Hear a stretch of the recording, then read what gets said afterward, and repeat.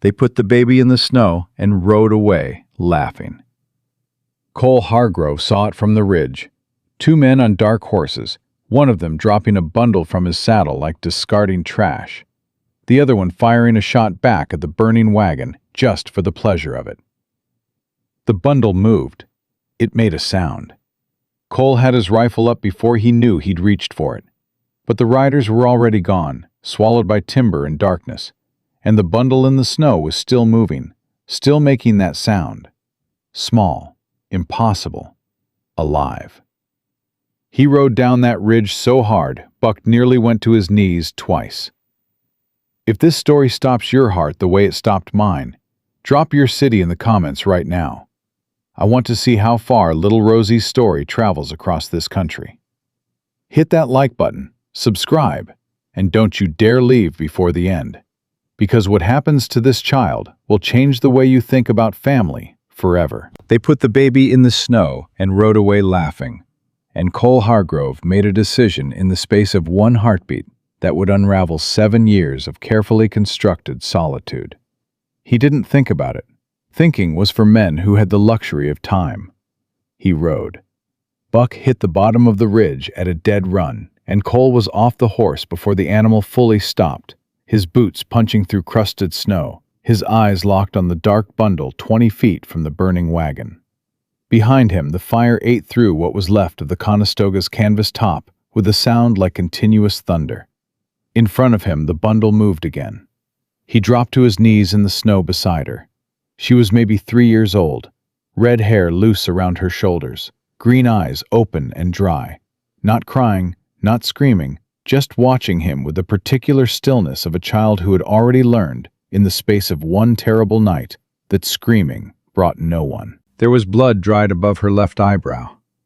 The hem of her dress had caught a spark at some point and scorched black at the edges. Her small hands were pressed flat against the snow, like she was trying to hold herself to the earth. She looked at him. She took one careful breath. "Mister," she said, "I'm cold." Not mama, not help me, not the shrieking terror of a child in crisis. Just those 4 words, delivered with a 3-year-old's devastating calm, and Cole Hargrove felt something crack open in his chest that he had spent 7 years nailing shut. "I know, sweetheart."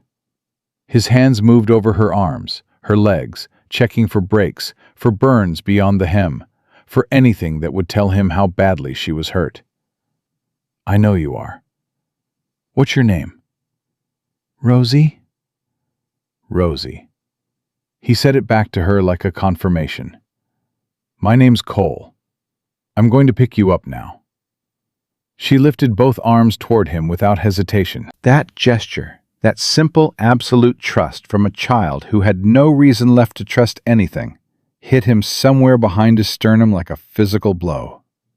He pulled her against his chest, stripped off his coat one-handed, wrapped her in it until only her face showed, and held her close while the burning wagon lit the dark sky orange behind them.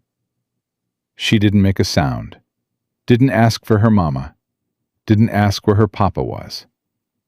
That silence was the worst thing Cole had ever heard. He carried her to Buck, got them both mounted, and turned toward the bodies in the snow. He didn't want to look. He looked anyway, because the 2 men who'd ridden away laughing needed to be described to a marshal, and details mattered. Man near the front wheel, face down, shot in the back. Woman 10 feet further, on her back, with her arms spread wide, like she'd fallen, reaching for something she couldn't reach. Both of them gone. Cole could see that without getting closer. He'd seen enough death in his Pinkerton years to read it from a distance. "Rosie," he said quietly, "the people with you in that wagon." "Mama and Papa," she said against his coat. "Did you see what happened?" "Bad men came on horses." Her voice was matter-of-fact, the voice of a child, reciting something she'd already processed past the point of tears. "Papa yelled at me to run, so I ran." A pause. "Then the fire came. Then you came." Cole's jaw tightened until it ached. "Your papa told you to run, and you ran all by yourself." "Papa said run." She said it like it was simple, like it was the clearest instruction she'd ever been given, and she'd carried it out exactly right. "I hid in the trees. Then I came back. Then I was cold." He looked down at her face, tucked against his chest, those green eyes already growing heavy with exhaustion. She had obeyed her father's last instruction perfectly. She had hidden and waited and come back and sat in the snow beside a burning wagon in December and waited some more, because she trusted that if she did what her papa said, someone would come. Someone had to come. His daughter would have been 3 years old this winter. Cole pressed that thought down hard, below the level where it could do damage, and turned Buck toward the mountain trail. 12 miles to Clearwater Springs. He rode them in the dark, with Rosie asleep against his chest, and his eyes moving through the tree line, watching for 2 men on dark horses who'd ridden away laughing, and might wonder, eventually, whether the bundle they dropped in the snow had actually stayed dropped. His cabin was closer. He rode there instead, made that calculation fast, and kept it. A 12-mile night ride through December in Wyoming territory with a half-frozen child was a good way to lose the child. He'd ride to town at first light, with her warm and fed and alive. The fire was still low in the hearth when he got inside. He built it up fast with one hand, the other keeping Rosie against his shoulder. And when the heat started rolling out, he finally sat down on the floor in front of the fireplace and let himself breathe. Rosie woke up hungry. That was the first good sign. He fed her oatmeal, cooked down soft with dried apple he'd been saving since October, and she ate with the focused intensity of a child who understood, on some animal level, that eating was survival, and survival was what you did when your papa told you to run. She finished the bowl and looked up at him. "More?" she said. "More," he agreed, and refilled it.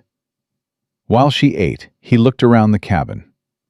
1 room, 1 bed, his rifle on the wall hooks, his traps stacked in the corner.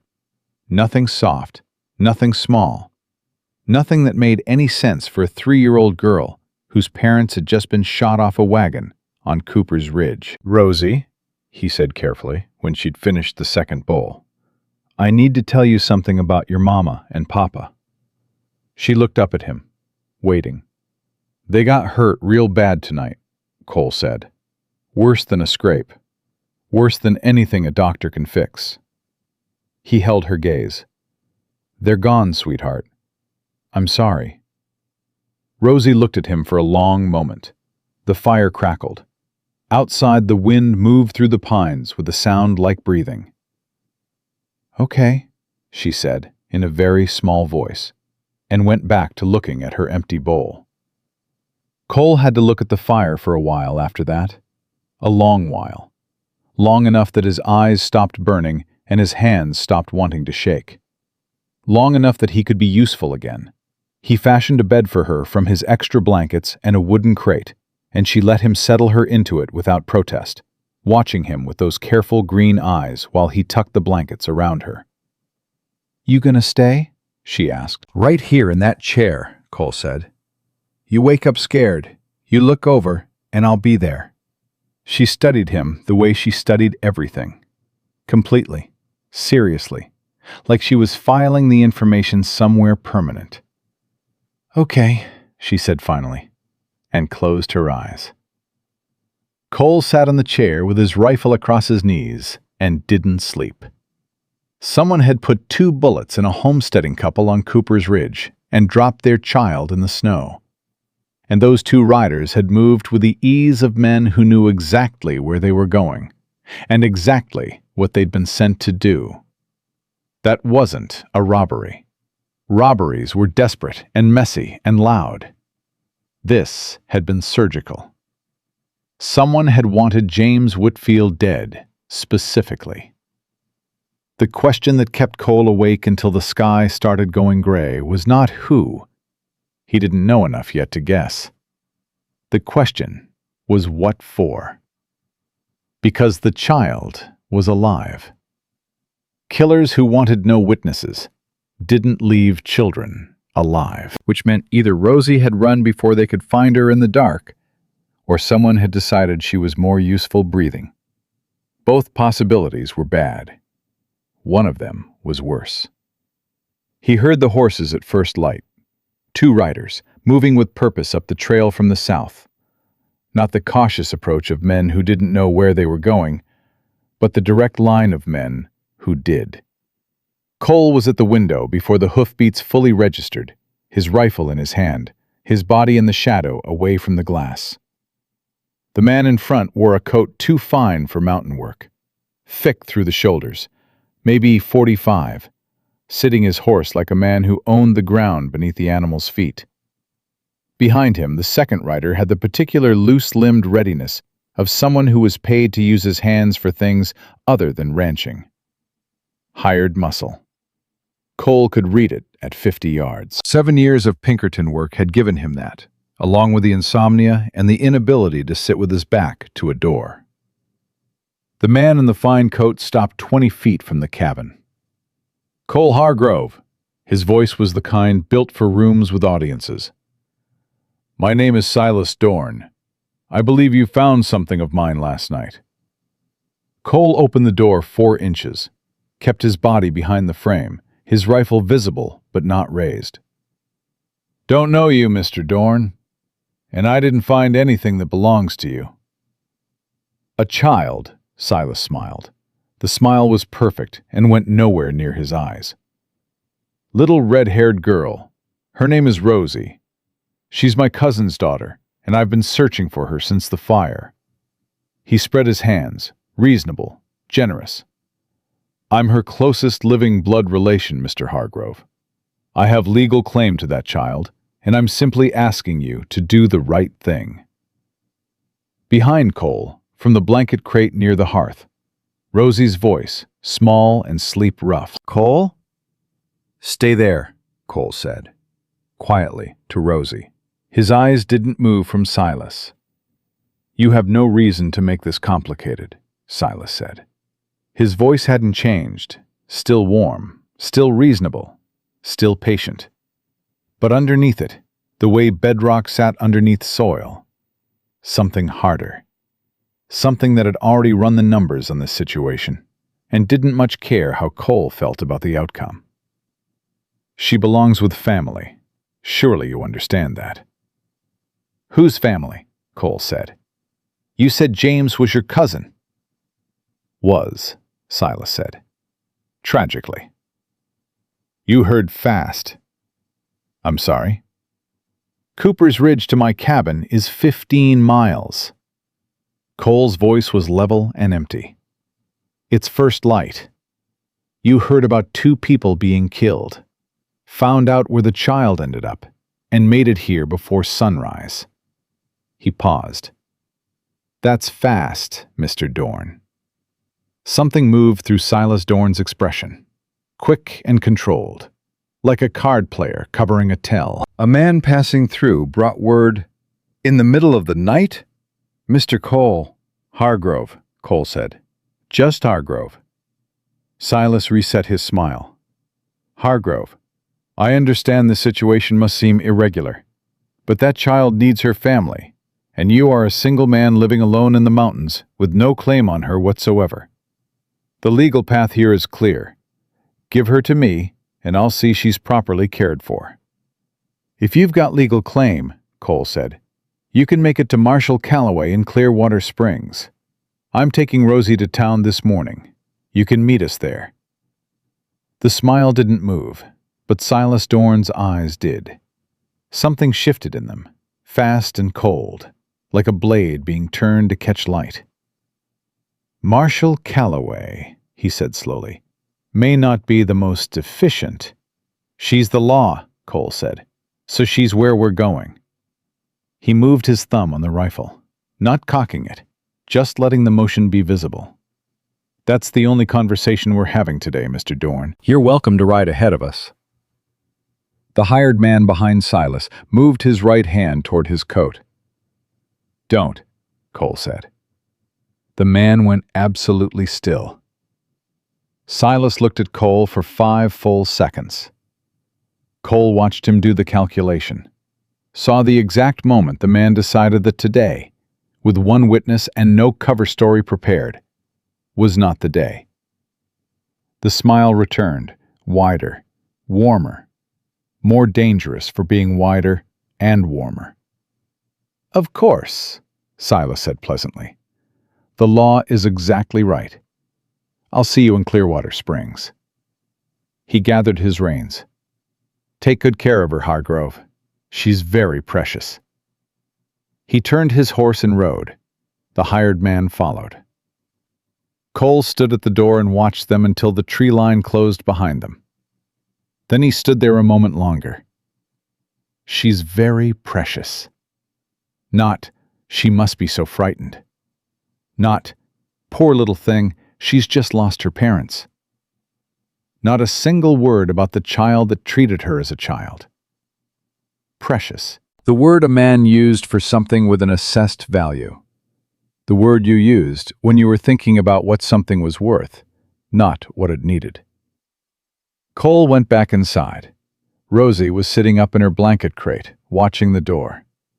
She'd pulled the blankets around herself, so only her face showed, her green eyes moving from the door to Cole and back, with the careful attention of a child running her own threat assessment. "Who was that man?" she asked. Cole crouched in front of her, putting himself at her level. "Rosie, has that man ever come to your house before?" She thought. The way she thought was total. She went somewhere behind her eyes and came back with an answer, like she'd gone to a shelf and retrieved it. "He came before snow," she said. "He and Papa talked loud. Papa was angry." A pause. "Mama cried after, when the man left." Before the snow. September at the earliest. Silas Dorn had been to James Whitfield's homestead 3 months ago. There'd been an argument bad enough to make a woman cry.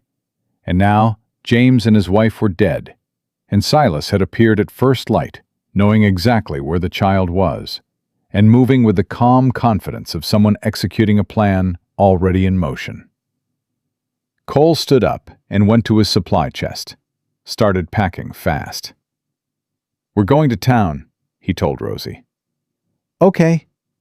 She watched him move with those serious eyes. "Are you bringing your gun?" "Yes." "Good," she said simply. Cole looked at her over his shoulder. 3 years old, red hair, green eyes, oatmeal dried on her chin, parents dead 12 hours, and her response to, "We're going to town," was, "Good, bring the gun," delivered with the matter-of-fact calm of a child who had learned last night what the world could do, and had simply adjusted her expectations accordingly. Something in his chest pulled tight and stayed that way. He settled Rosie against his chest inside his coat for the 12 miles to Clearwater Springs, her weight warm and real against his ribs, and rode the trail the way he'd ridden trails in his Pinkerton years, loose in the saddle, eyes cutting through every shadow, marking every place that could hide a man with a rifle. Silas Dorn and his hired hand had ridden south. That didn't mean they'd stayed south. Rosie slept for the first hour. Cole didn't. Clearwater Springs sat in a valley between 2 long ridges, maybe 200 people, and the particular compressed social atmosphere of every small western town Cole had ever had the misfortune of needing something from. He rode down Main Street with Rosie visible against his chest and felt the town notice them. Curtains moving. A man outside the saloon stopping mid-spit. 2 women on the general store steps going quiet in the pointed way that meant they'd start talking the moment he was past. One curtain moved differently from the others. The dress shop, midway down the street, moved and stayed still. Not the idle curiosity of someone glancing out. The deliberate stillness of someone watching. He noted it and kept riding.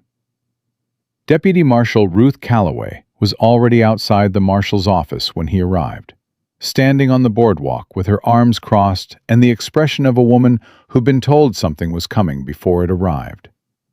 She was maybe 45, iron-gray hair, broad through the shoulders, and she had the particular physical authority of someone who had been underestimated by a great many men and had found it professionally useful. She looked at Cole. She looked at the child against his chest. Something in her face shifted, fast and controlled. "Mr. Hargrove," she said. "Deputy Calloway?" He dismounted, Rosie still held against him. "Found this little girl on Cooper's Ridge last night. Burning wagon, 2 bodies, both shot. She says her name is Rosie, and the people on that wagon were her parents." He watched Ruth's face. "This morning, before first light, a man named Silas Dorn showed up at my cabin. Claims to be her closest living relative. Claims legal right to the child." The name landed. Cole saw it, a quick tightening around Ruth's eyes, gone almost before it appeared. "Silas Dorn," she said. "You know him." "I know of him." Ruth looked at Rosie. The child looked back with her trademark evaluating calm. "Hey there, little one. What's your name?" "Rosie." "Pretty name. Rosie, can I ask, the folks with you on that wagon, were they your mama and papa?" "Yes," Rosie said. And then, with the devastating precision that Cole was already learning was simply how she operated. "They got hurt real bad. Cole told me." Ruth looked at Cole over Rosie's head. That look contained an entire conversation. Acknowledgement, assessment, a question she hadn't decided yet whether to ask out loud. "Come inside," she said, "both of you." He told her everything. The fire, visible 3 miles out. The 2 riders dropping the bundle and laughing as they went. The child in the snow, with her arms up and her dry eyes, and "Mister, I'm cold." The 2 bodies, the evidence of precision. A shot man near the wheel, a woman down 10 feet away. Neither of them positioned like robbery victims who'd fought back. Both of them positioned like targets. Silas Dorn, appearing before sunrise with his fine coat and his perfect smile, and his hired man with the ready hand. He told her what Rosie had said about the visit before the snow. Ruth listened without interrupting. When he finished, she was quiet, her fingers laced on the scarred desk, her expression turned inward on something. "James Whitfield," she said slowly. "He filed a land claim with the territorial office 8 months ago. Tracked up near Cooper's Ridge." She paused. 2 weeks ago, a survey team worked through that valley." Another pause. Longer. Heavier. "They found silver, Hargrove, on James Whitfield's claim." Cole went still. "Silas Dorn has been buying up land in that valley for 3 years, Ruth continued. "He's got money, lawyers, and the county commissioner's complete and devoted attention. He doesn't know yet, or didn't know until recently, that James's claim was inside that survey zone." She met Cole's eyes directly. "But if James is dead and leaves no will, his estate passes to next of kin." "The land goes with it," Cole said. "Everything in the ground beneath it included." Ruth's jaw was tight. "That child is worth a silver mine to Silas Dorn, Hargrove. Not her, the land she inherits." From the bench along the wall, Rosie had found a small stone in her pocket and was rolling it between her palms, conducting her own investigation into the properties of smooth rocks, apparently unconcerned with the adult conversation determining her future. "She's very precious," Cole said. That's exactly what he said. Ruth's eyes hardened. "There's someone in this town you need to talk to before Silas gets here. Woman named Eliza Weston. Runs the dress shop on Main Street. Knew James and his wife when they passed through in September. She may know things about that visit with Silas that James didn't put in any official record." Ruth paused. She also has a way of seeing through situations clearly that I find valuable. The dress shop, Cole said. Curtain moved when I rode past. Something almost like a smile touched the corner of Ruth's mouth. That would be Eliza. She sees everything. Doesn't always decide to involve herself, but she sees it. The almost smile faded. Go talk to her, fast. Silas Dorn is going to walk through that door inside the hour, with papers and a lawyer, and when he does, I have to listen to everything he says. Her eyes held Cole's. I'm also going to remember that he was at your cabin before sunrise, and I'm going to think very hard about what that means about where he was the night before. Cole stood, picked up Rosie, and felt the way she automatically rearranged herself against his shoulder, settling in, the way she'd been doing since last night. The way water settled into the shape of whatever held it, completely and without reservation. He walked out into the cold. The dress shop door opened before he reached it. The woman in the doorway was maybe mid-30s, brown hair back, dark eyes sharp and already moving over him and Rosie with the quick assessment of someone who'd been watching since he rode in and had already formed preliminary conclusions. She was composed in a particular way, not rigid, not cold, but the careful composure of someone who had built it deliberately, the way you built a wall after learning what happened without one. You saw us ride in, Cole said. I see everyone, she said. Small town. Come in out of the cold. He stepped inside. She closed the door behind them and turned, and her eyes went to Rosie, and something happened in her face. Fast and unguarded, there and gone. Grief and recognition, and fierce protectiveness moving through her expression like weather, before she pulled it back. You're Eliza Weston, Cole said. Yes. Her voice had changed, still steady, but warmer. And she's Rosie Whitfield. It wasn't a question. You know her. I met her once. Eliza moved closer, slowly, the way you moved toward a wild thing you didn't want to startle. She stopped in front of Rosie and looked at her directly, eye to eye. I don't know if you remember me, sweetheart. Your mama and papa stopped here in September. You were with them. Rosie looked at her dress. You have red buttons, she said.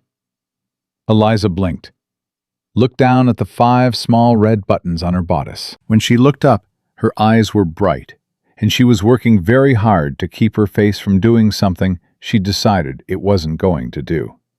Your mama liked those buttons, Rosie said, matter of fact, certain. She said they were pretty. Eliza pressed her lips together. One breath in, one breath out.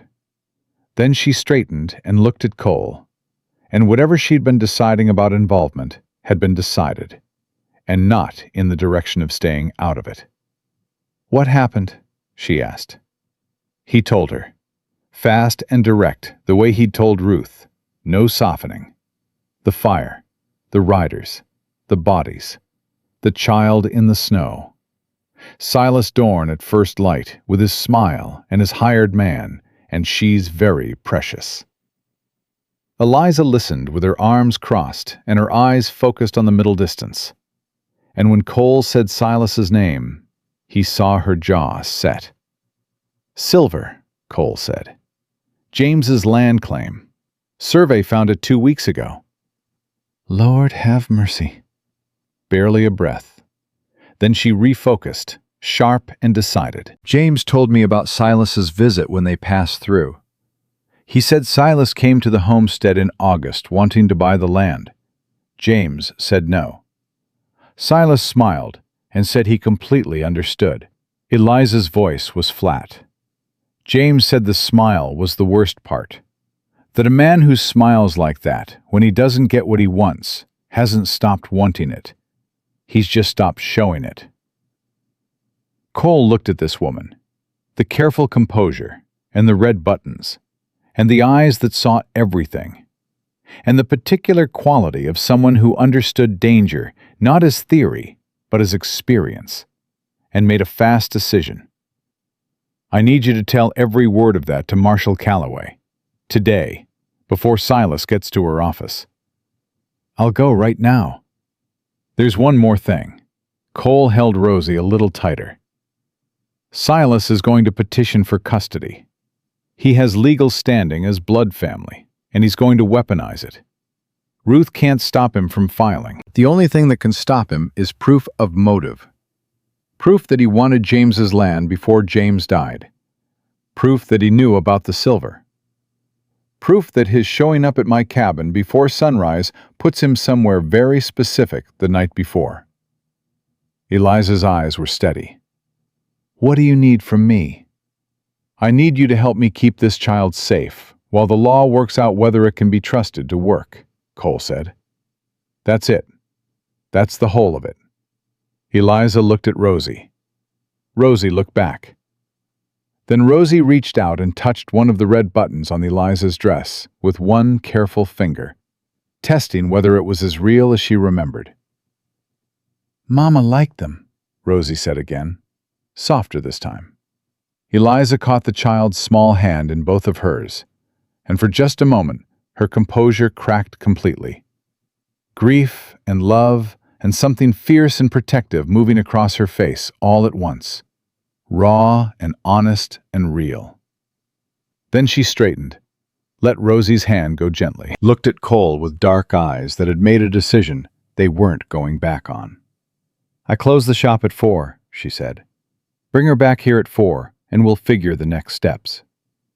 She was already moving toward her coat on the wall hook. Right now, I'm going to Ruth Calloway. Eliza. Cole's voice stopped her at the door. She turned. Silas Dorn is going to find out you're talking to the marshal, Cole said. When he does, he's going to know you're in this. You need to understand what that means.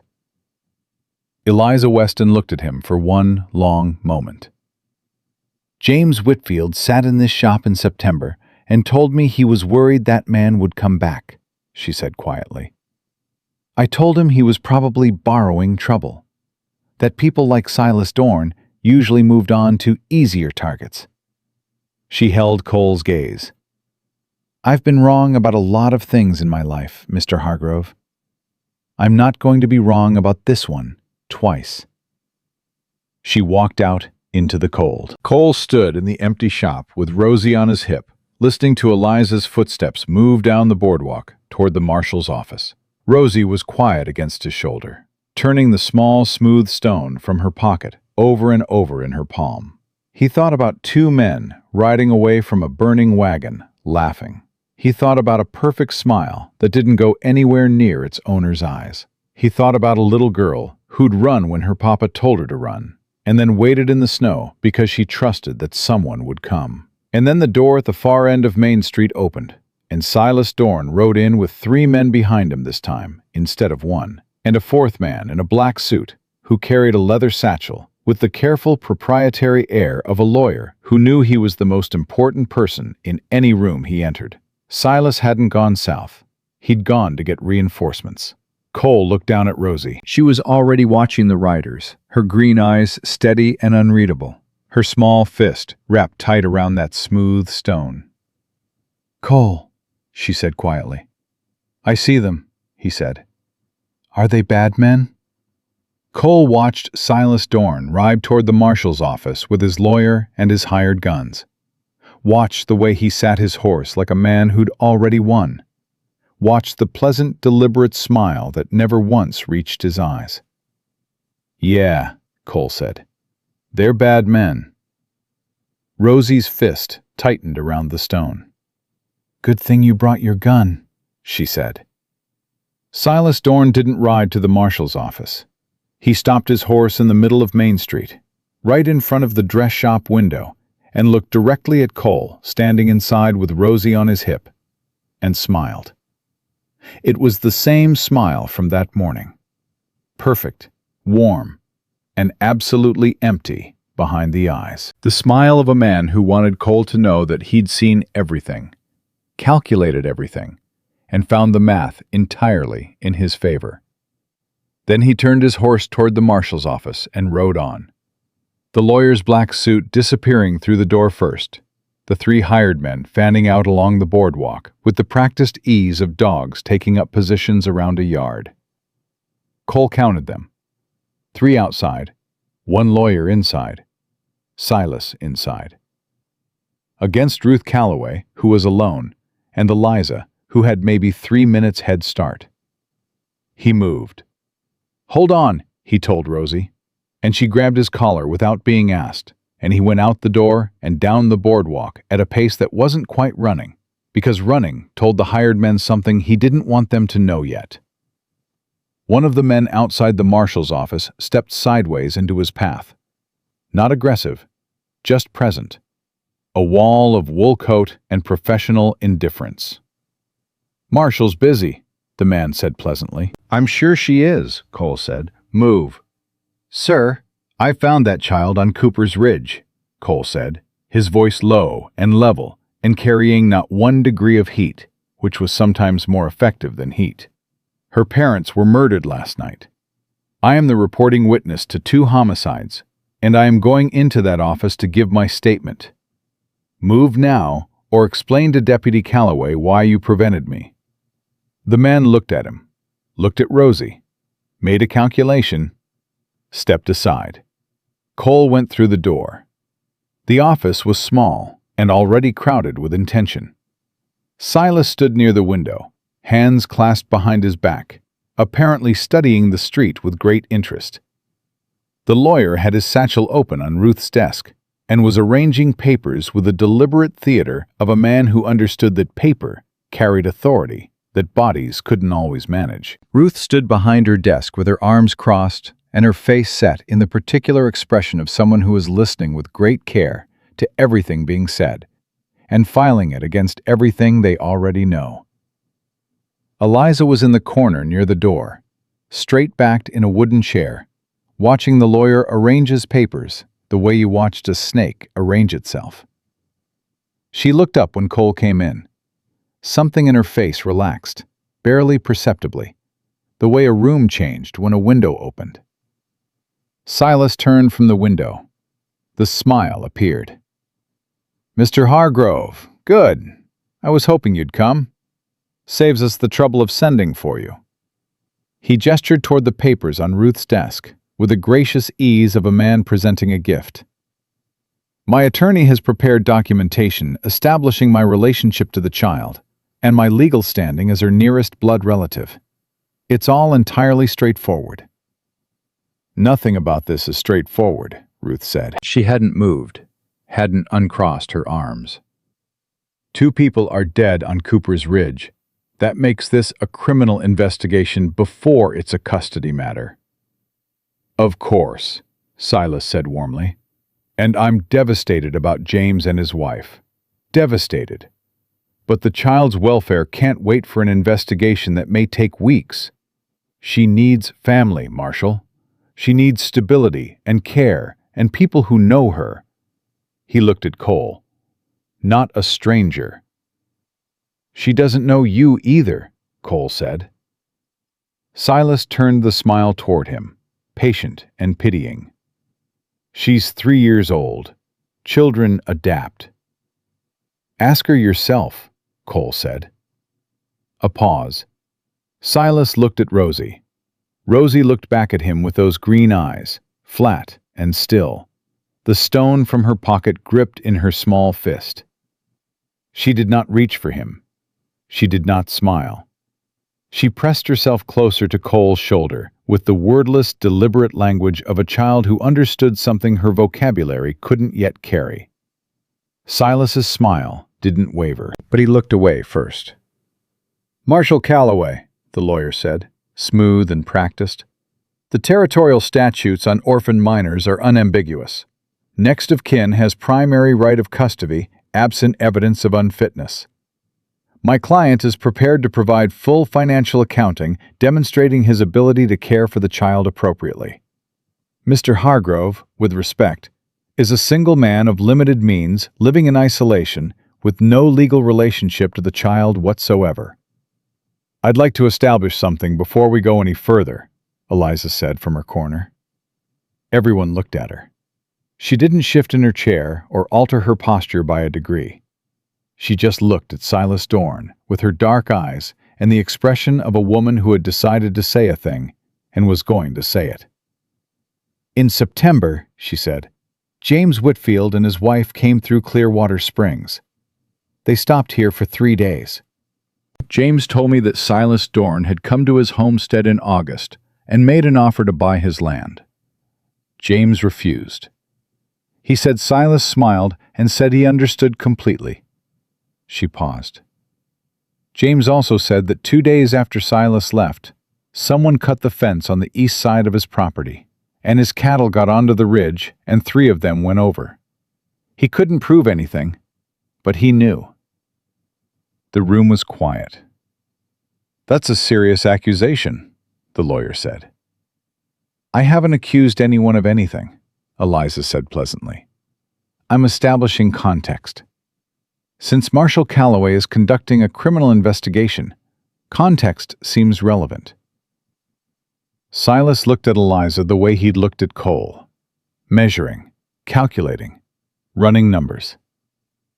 "Mrs. Weston," he said warmly, "I understand you were fond of James and his wife. Grief can—" "I'm not grieving," Eliza said. "I'm talking. There's a difference." She looked at Ruth. "I'll give you a full written statement today. Everything James told me. Dates, specifics, all of it." Ruth nodded once, short and decisive. The lawyer shuffled his papers and tried again.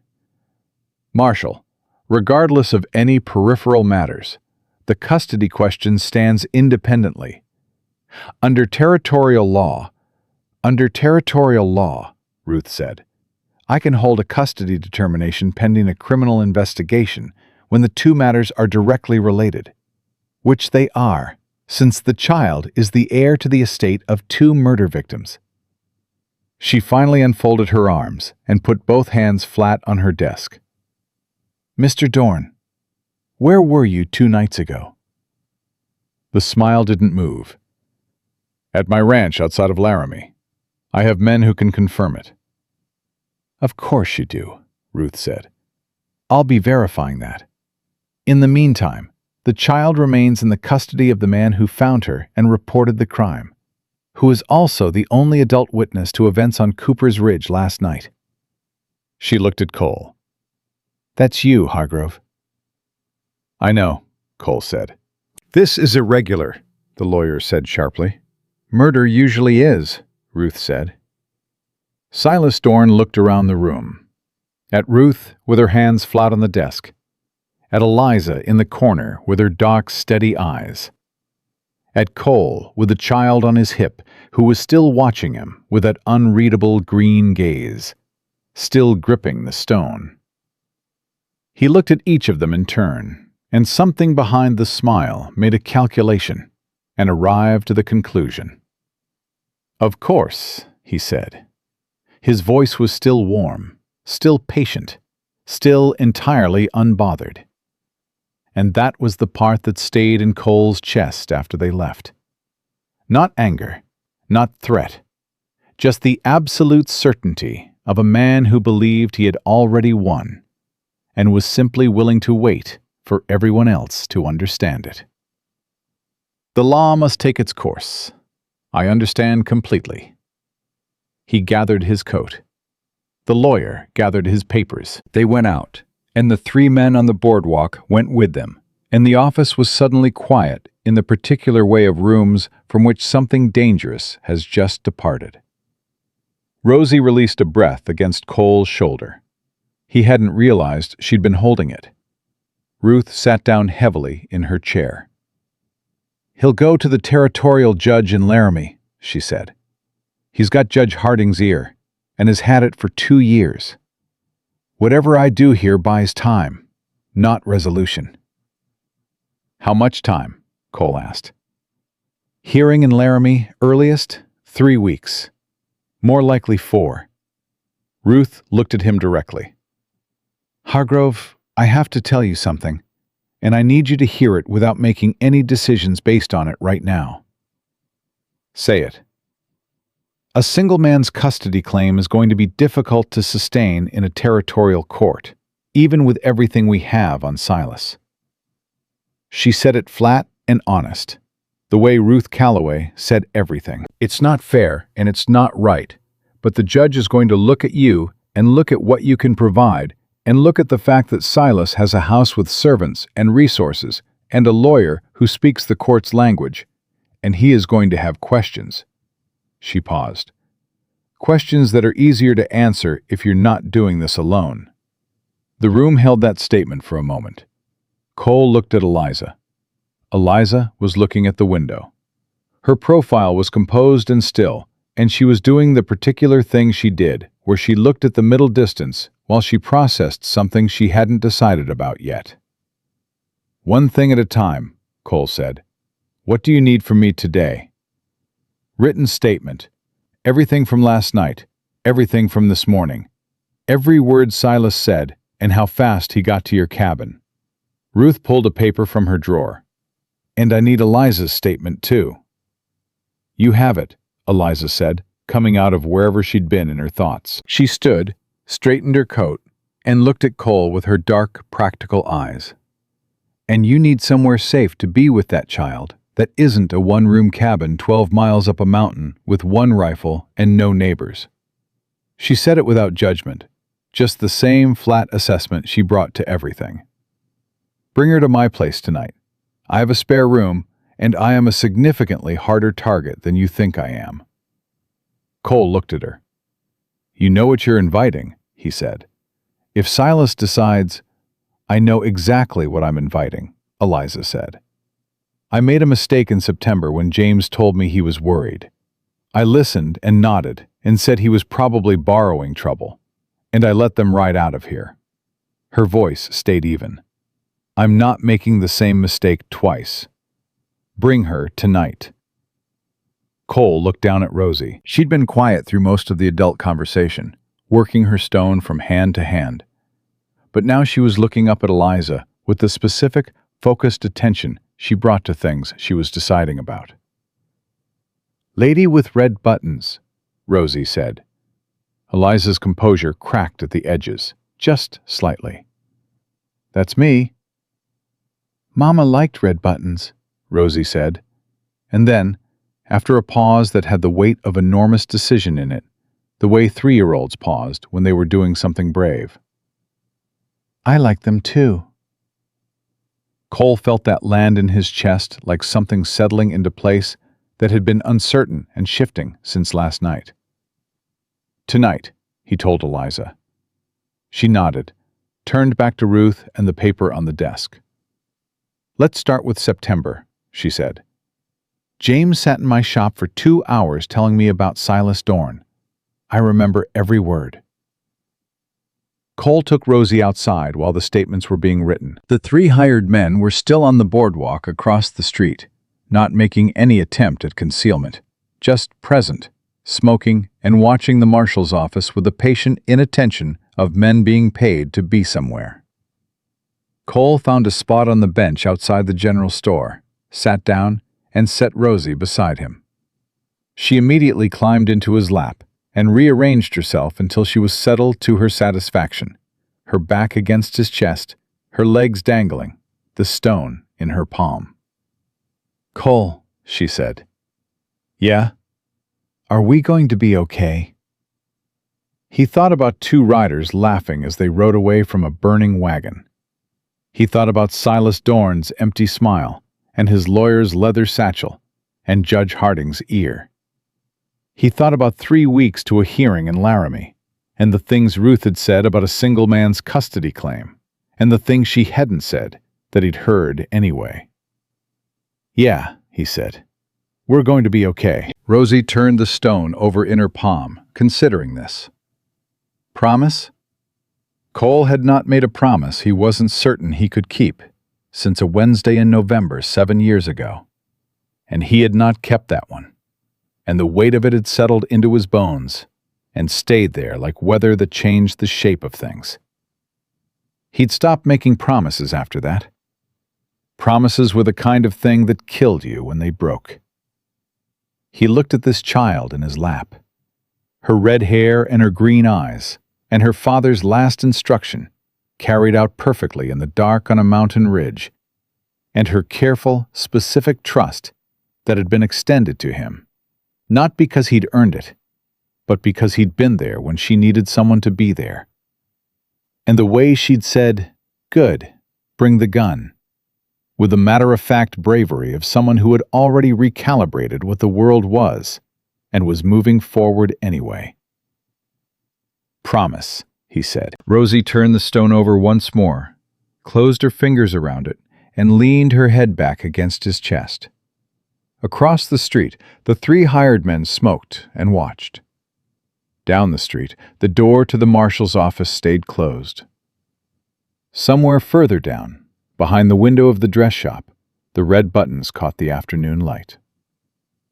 Cole kept his eyes on the street and his hand on his rifle, and held the weight of a 3-year-old girl who had trusted him with a particular absolute faith of someone who had run out of other options.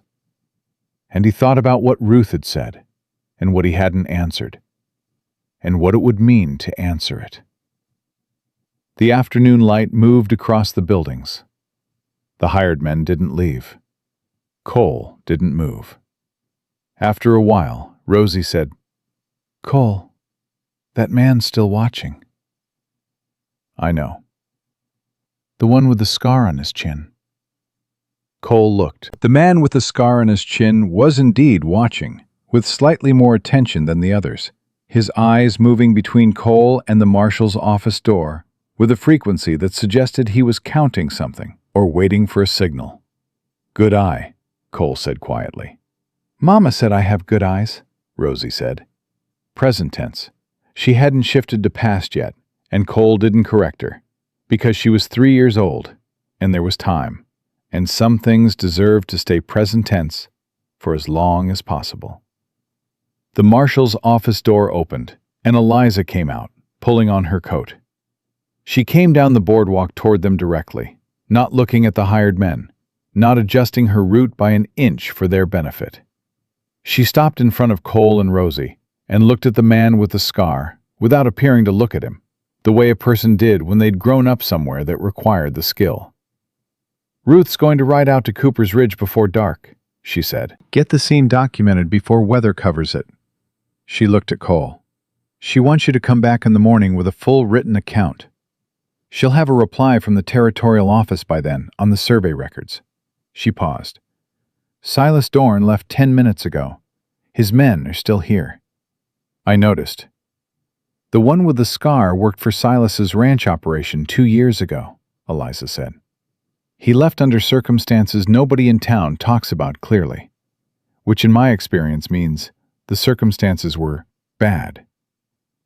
She said it the same way she said everything. Level, direct, no drama in the delivery, even when the content had plenty of its own. "He's not here to watch. He's here so you know you're being watched. There's a difference." "Intimidation," Cole said. Eliza looked at Rosie. "You hungry?" "Yes," Rosie said immediately, with the uncomplicated honesty of a child who had decided this woman was safe and therefore worth being honest with. "Good. Come with me then." Eliza held out her hand. Rosie looked at it. Looked at Cole. Cole nodded slightly, and Rosie took Eliza's hand, and the three of them walked down the boardwalk toward the dress shop, with the hired men's eyes on their backs the whole way. And Cole did not look back, because looking back told them something, and he was particular about what he told people. Inside the shop, Eliza heated soup on the small stove in the back room, and Cole sat at the work table and watched Rosie, who had discovered a basket of fabric scraps and was sorting them by color, with the intense concentration she brought to anything she decided was worth doing. Red pieces in one pile, blue in another. Everything else somewhere in between. "You're thinking about what Ruth said," Eliza said. She was at the stove, her back to him, and she said it the way she said everything, like the observation was simply a fact she was recording. "I'm thinking about a lot of things." "The part about doing this alone," she said. Cole looked at her back. "You have good ears." "I pay attention." She stirred the soup. "Ruth wasn't wrong." "I know she wasn't wrong. A territorial judge is going to look at a single man with a rifle and a mountain cabin. I know what he's going to look at." Eliza turned around. She leaned against the counter with her arms crossed and looked at him with her dark, practical eyes. And she had the expression of a woman who was about to say something she'd thought about for longer than the conversation suggested, and had decided to say it directly because anything else was a waste of time.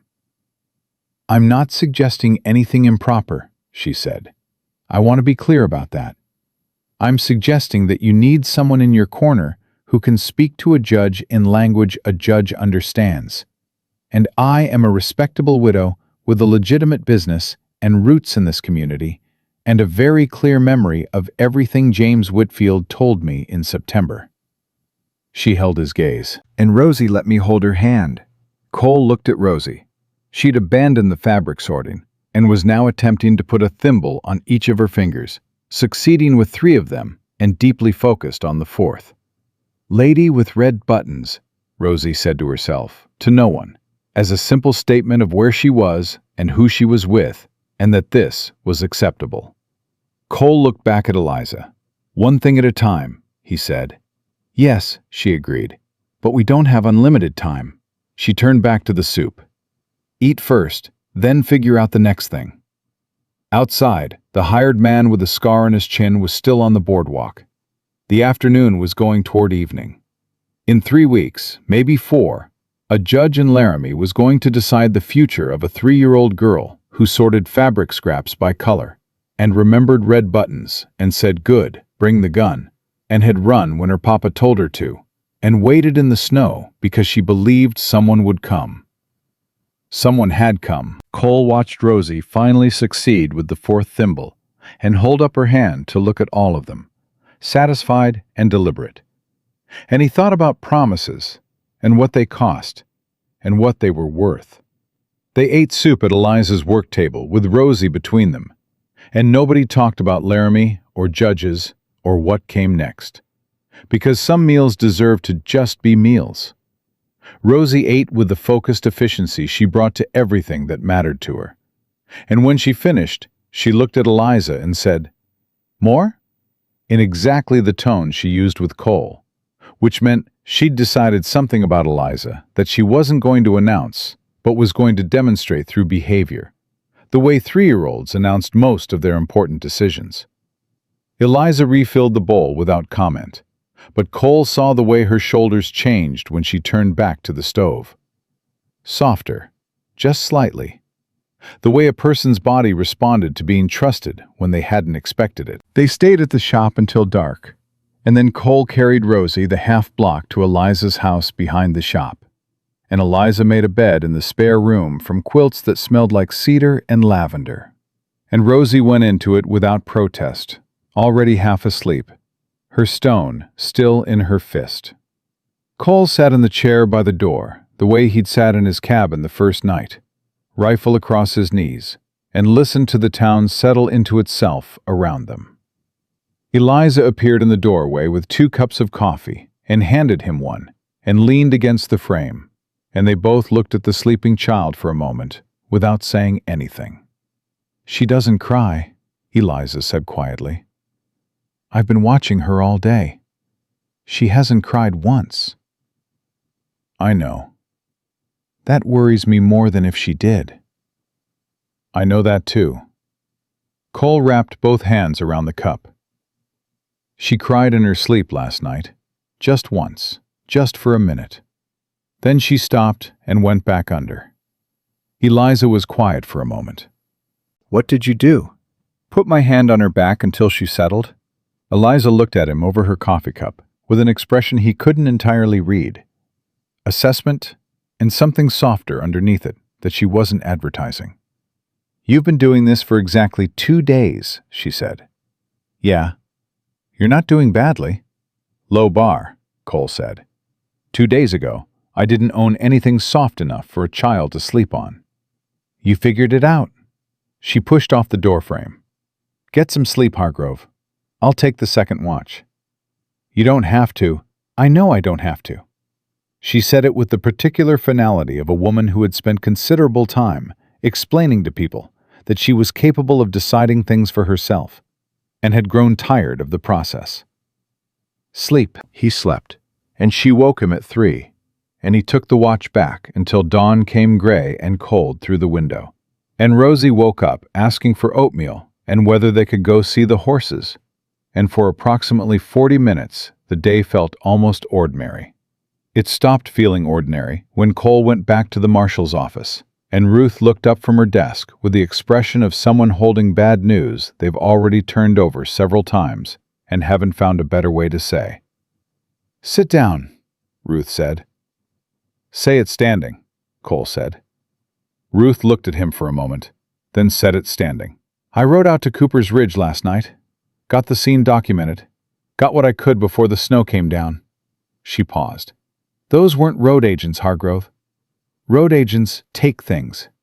James Whitfield's strongbox was still in the wagon, burned but intact. His wife's jewelry was still on her." Another pause. "And the shots were precise, one each, from a distance. This was contracted work." "I know," Cole said. "The Territorial Office replied this morning on the survey records." Ruth set a paper on the desk between them. "The silver deposit on James Whitfield's claim is significant. Territorial Assessor put preliminary value at somewhere between $80,000 and $120,000. She let that land. Silas Dorn has been buying land in that valley for 3 years. He owns everything around James's claim on 4 sides. He's been trying to acquire the centerpiece for 2 years and couldn't get it. Until James was dead," Cole said. "Until James was dead and his heir was in the custody of the man Silas chose." Ruth's voice was flat and deliberate. "If Silas gets Rosie, he controls her estate until she comes of age.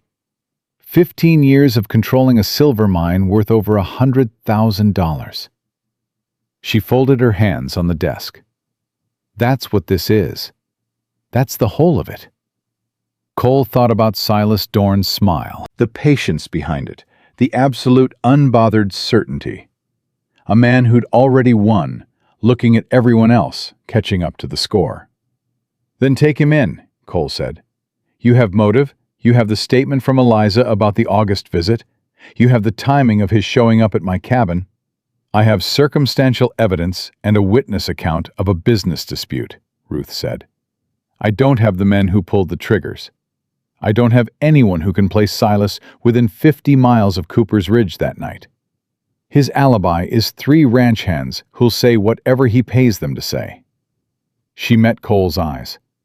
"I'm working it. I've got a wire out to a Pinkerton contact in Laramie who knows Silas's operation. But working it takes time, and the hearing is in 3 weeks. Then what do I do for 3 weeks? You stay visible, you stay in town, and you don't give Silas or his lawyer or Judge Harding anything to use against you." Ruth held his gaze. "And Hargrove. There's one more thing." He waited. "Judge Harding," Ruth said carefully. "He's been on the territorial bench for 11 years. Good record, mostly. But he made some bad investments 2 years back, and Silas Dorn bought those debts." She said it slowly, making sure each word landed where it was supposed to. "I can't prove Harding's compromised, but I know what I know." The room was quiet. "So even if we go to Laramie with everything," Cole said, "the man deciding is the man Silas owns." "I'm working on getting the case moved to a different judge. That takes time too." Ruth's expression was the expression of a woman who had stared at impossible problems long enough to know that staring harder didn't change them. 3 weeks, Hargrove. Keep that child safe and keep yourself out of trouble. and let me work." Cole walked back to Eliza's shop with his hands in his pockets and the specific feeling of a man who has just been told that the ground he's standing on is more unstable than it appeared, and that there is nothing to do about it except stand there more carefully. Eliza read his face when he came through the door. She waited until Rosie was occupied with the fabric basket again, then came to where Cole stood and said quietly, "How bad?" "Harding may be Silas's," Cole said. Eliza closed her eyes for just a moment. When she opened them, they were steady and decided. "Then we need something that supersedes Harding. A higher court, or evidence so clear that even a compromised judge can't dismiss it without destroying himself." She said it the way she said everything, practically, without drama, just the next logical thing. "What did your Pinkerton work teach you about building a case that can't be buried? That you need either a witness who can't be bought, or physical evidence that can't be explained away." Cole looked at her. "Silas used contractors for the actual killing.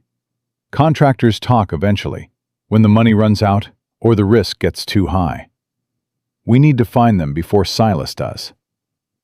Ruth's working that angle. Ruth has 3 weeks, and a compromised judge, and a boss in Laramie who probably owes Silas a favor too." Cole's voice stayed level, but underneath it something had been moving since he'd left the marshal's office. A quiet, cold anger that he was keeping below the surface, because anger without direction was just noise. "We can't wait on Ruth to solve this entirely." Eliza looked at him for a moment, reading something in his face. "You were a Pinkerton for how long?" 8 years. "And you quit because—" "My wife was killed in a bank robbery I was supposed to prevent," Cole said. Flat and simple. The way he said the only 2 or 3 things he'd learned to say about it. "I had information that the robbery was planned. I passed it up the chain. My supervisor decided the timing wasn't right to move on it. 2 people died." He paused. "I decided I was done working for chains." Eliza absorbed this without filling the space around it with unnecessary words, which was one of the things he was coming to understand about her. She knew when to let a thing sit. "So you know how to investigate," she said finally. "And you know Silas's type. Men who contract their violence out and keep their hands clean, and trust that money is a better shield than innocence." "Yes." "Then stop waiting for Ruth to hand you a solution, and start working the problem yourself." She said it without any particular emphasis, just the observation of a woman who'd been working her own problems without assistance for long enough, that waiting for help was no longer her first instinct. "What do you need?" "I need to know where Silas was the night of the killing," Cole said. "Not where his ranch hands say he was, where he actually was. Someone saw something. Someone always sees something. A man like Silas doesn't contract a double murder and then sit in his study reading. He wants confirmation. He's the kind of man who needs to know the job is done." "Cooper's Ridge is 15 miles from his ranch," Eliza said. "That's a hard ride in December." He didn't have to go to the ridge. He had to go somewhere he could get word. Cole thought through it the way he used to think through cases, linearly, following cause to effect. "His man shows up at my cabin before sunrise, which means someone rode from the ridge to Silas after it was done, and Silas had time to plan his approach and ride 12 miles to my cabin. That's at minimum 4 hours of movement in the middle of the night." He looked at Eliza. "Nobody moves that fast in Wyoming December without stopping somewhere. A relay point. Somewhere warm with horses." Eliza's eyes had gone sharp with something that wasn't quite recognition, but was close to it. "There's a way station on the Laramie Road," she said slowly. 8 miles from here. 6 from Cooper's Ridge. Man named Fletcher runs it. He's not particular about who he provides services to, as long as the money is good. And he has the memory of someone who has learned that remembering things can be sold." "You know him?" "My late husband did business with him occasionally." Her voice was level and gave nothing away about what she thought of that. Fletcher talks to the right person with the right incentive. What's the right incentive for Fletcher? More than whatever Silas paid him to forget, Eliza said.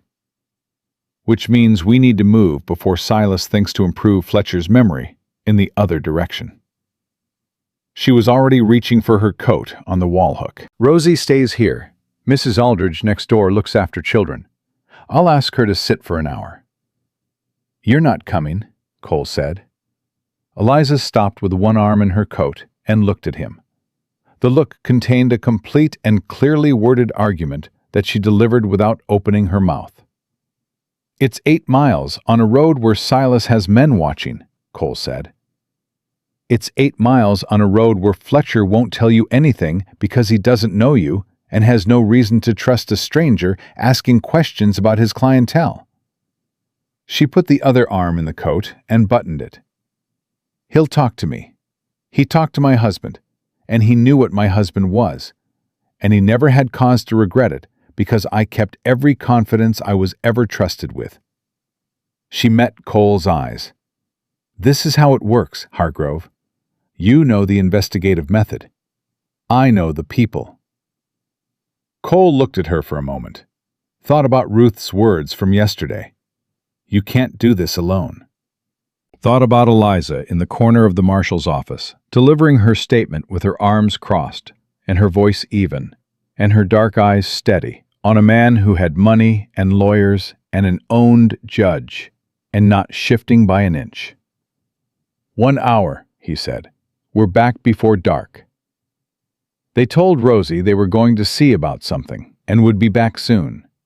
And Rosie looked at them both with her green, evaluating eyes and said, Bring your gun, to Cole, and Come back, to Eliza, in a tone that was not a request but an instruction, and then went back to the fabric basket, which was apparently the most important ongoing project of her current existence.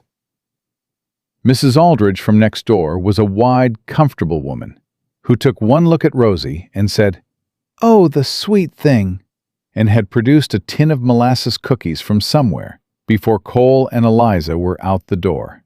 And Rosie had accepted a cookie with the grave courtesy of a child, conducting a diplomatic exchange. They rode the Laramie Road side by side, and Cole kept his eyes on the tree line and his rifle across the saddle.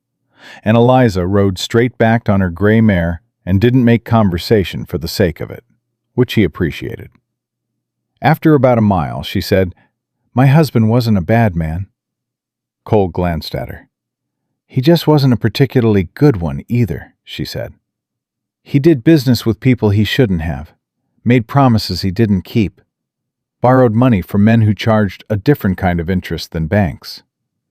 She kept her eyes on the road. When he died, I spent 8 months paying off what he owed to people who had every right to be unpleasant about it. I kept every agreement he'd made because walking away from them would have meant walking away from this town. And this town is mine. A pause. That's how I know Fletcher. And that's why Fletcher trusts a woman named Weston. Cole was quiet for a moment. I didn't ask, he said. I know you didn't. She glanced at him sideways. I'm telling you anyway, because you're about to walk into a conversation with a man who knew my husband, and I'd rather you know the context from me than piece it together from Fletcher's version. She looked back at the road. My husband was not why I stayed in Clearwater Springs. I stayed because I built something there. The shop, the reputation, the life, those are mine, not his. Mine. I understand that, Cole said. She looked at him. Something in her face shifted slightly, surprised and then not surprised, recalibrating something. Most men don't, she said. Most men haven't spent 7 years building something alone that they didn't want to lose, Cole said. They looked at the road for a while after that. Fletcher's way station was a low building that smelled of horses and wood smoke, and the particular accumulated atmosphere of a place that had hosted a great number of people who needed to be somewhere else quickly. Fletcher himself was a small man in his 60s, with eyes that had seen enough to stop judging most of it, and had gone pragmatically neutral on the subject of human behavior.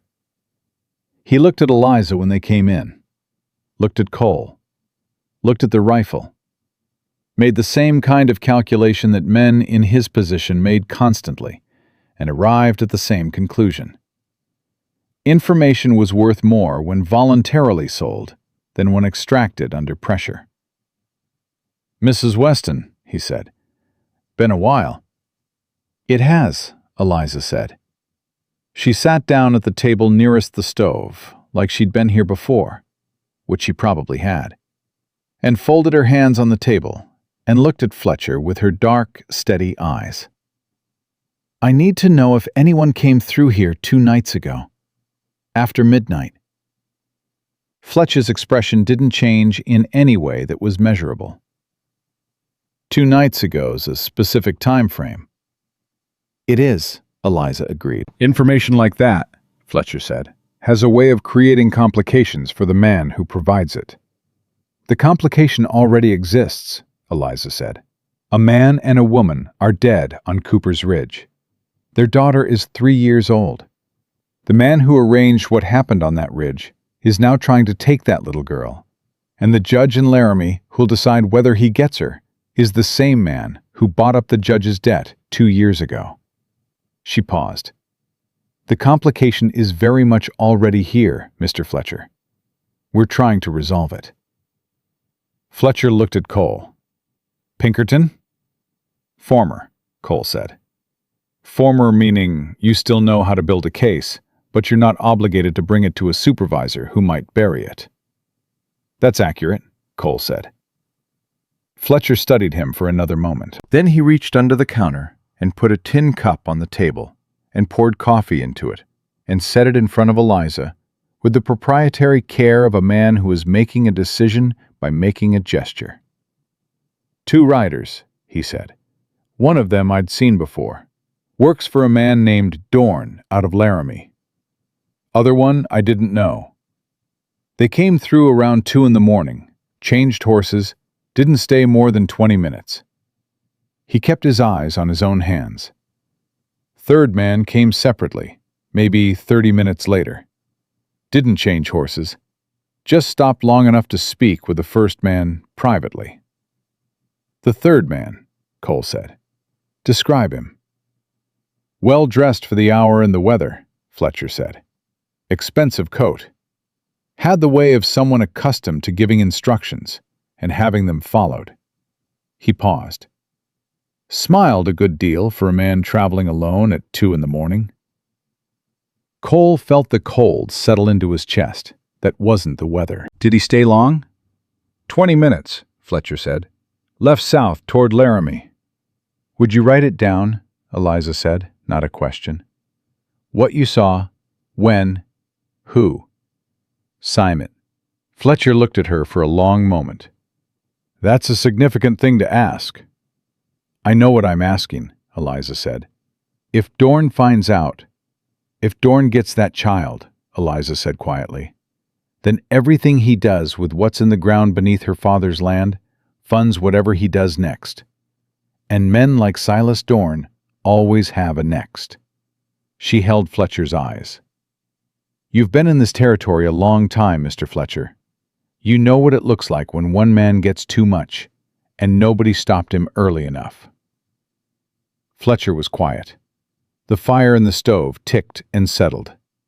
Outside, the wind had come up, moving through the gap in the hills with a sound Cole had learned meant weather coming in from the north. Then Fletcher reached under the counter for paper and a pen and wrote for 3 minutes in the silence, and signed it, and folded it, and handed it to Eliza. "I didn't give that to you," he said. "You didn't," Eliza agreed. They rode back into Clearwater Springs with the signed statement folded inside Eliza's coat, and the wind coming harder now from the north. And when they passed the marshal's office, Cole saw through the window that Ruth was not alone. A man in a good suit sat across from her desk, and Ruth's body language had the particular quality of someone in a conversation they did not choose and are managing with great care. Eliza saw it too. "That's not Silas's lawyer," she said. "Wrong suit. That's a man from the territorial office." "How can you tell?" "Silas's lawyer holds his shoulders like he expects people to move for him," Eliza said. "That man holds his shoulders like he's waiting to be told what's needed." She looked at Cole. "Someone sent for a representative from Laramie. Today." "Silas," Cole said.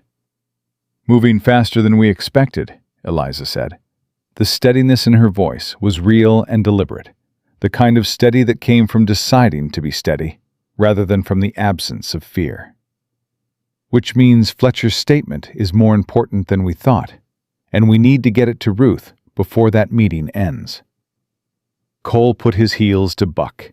They were off their horses and through the marshal's office door in under 2 minutes, and Ruth looked up from across her desk with a specific expression of a woman who has just been handed both a problem and its potential solution in the same moment, and is rapidly recalibrating. The man from the territorial office looked at Cole, looked at Eliza, looked at the paper Eliza was already setting on Ruth's desk. "Signed witness statement," Eliza said, "placing Silas Dorn at a way station on the Laramie Road at 2 a.m. on the night of the murders on Cooper's Ridge, in conversation with a man known to work for Dorn's operation who arrived directly from the direction of Cooper's Ridge." She looked at the territorial man with her dark, steady eyes. "That would be relevant to any custody determination, I expect." The room held it. Ruth picked up the paper, read it, set it down with both hands flat on the desk. When she looked up, her expression had changed in a way that was controlled and deliberate, but underneath it, something had shifted. The way the ground shifted when something heavy and long buried finally moved. "Your name," the territorial man said to Eliza. "Eliza May Weston," she said. "I run the dress shop on Main Street. I've been a resident of Clearwater Springs for 4 years. I am prepared to travel to Laramie and say everything I know in front of any judge in the territory." A pause. "Including what I know about Judge Harding's debt arrangements." The territorial man went very still. "You didn't think I knew about that," Eliza said. Not unkindly, just noting a fact. "Mrs. Weston," Ruth said carefully, with the tone of a woman who has just watched something she'd been trying to build for weeks happen in about 90 seconds. "Perhaps you and Mr. Hargrove should go check on Rosie while I continue this conversation." "Of course," Eliza said. They went back out into the cold, and the wind hit them both, and Eliza buttoned the top button of her coat and looked at Cole with her dark eyes, and something that might, on another face, have been described as satisfaction. "You planned that," Cole said. The Harding comment. "I've known about Harding's debt situation for 6 months," Eliza said.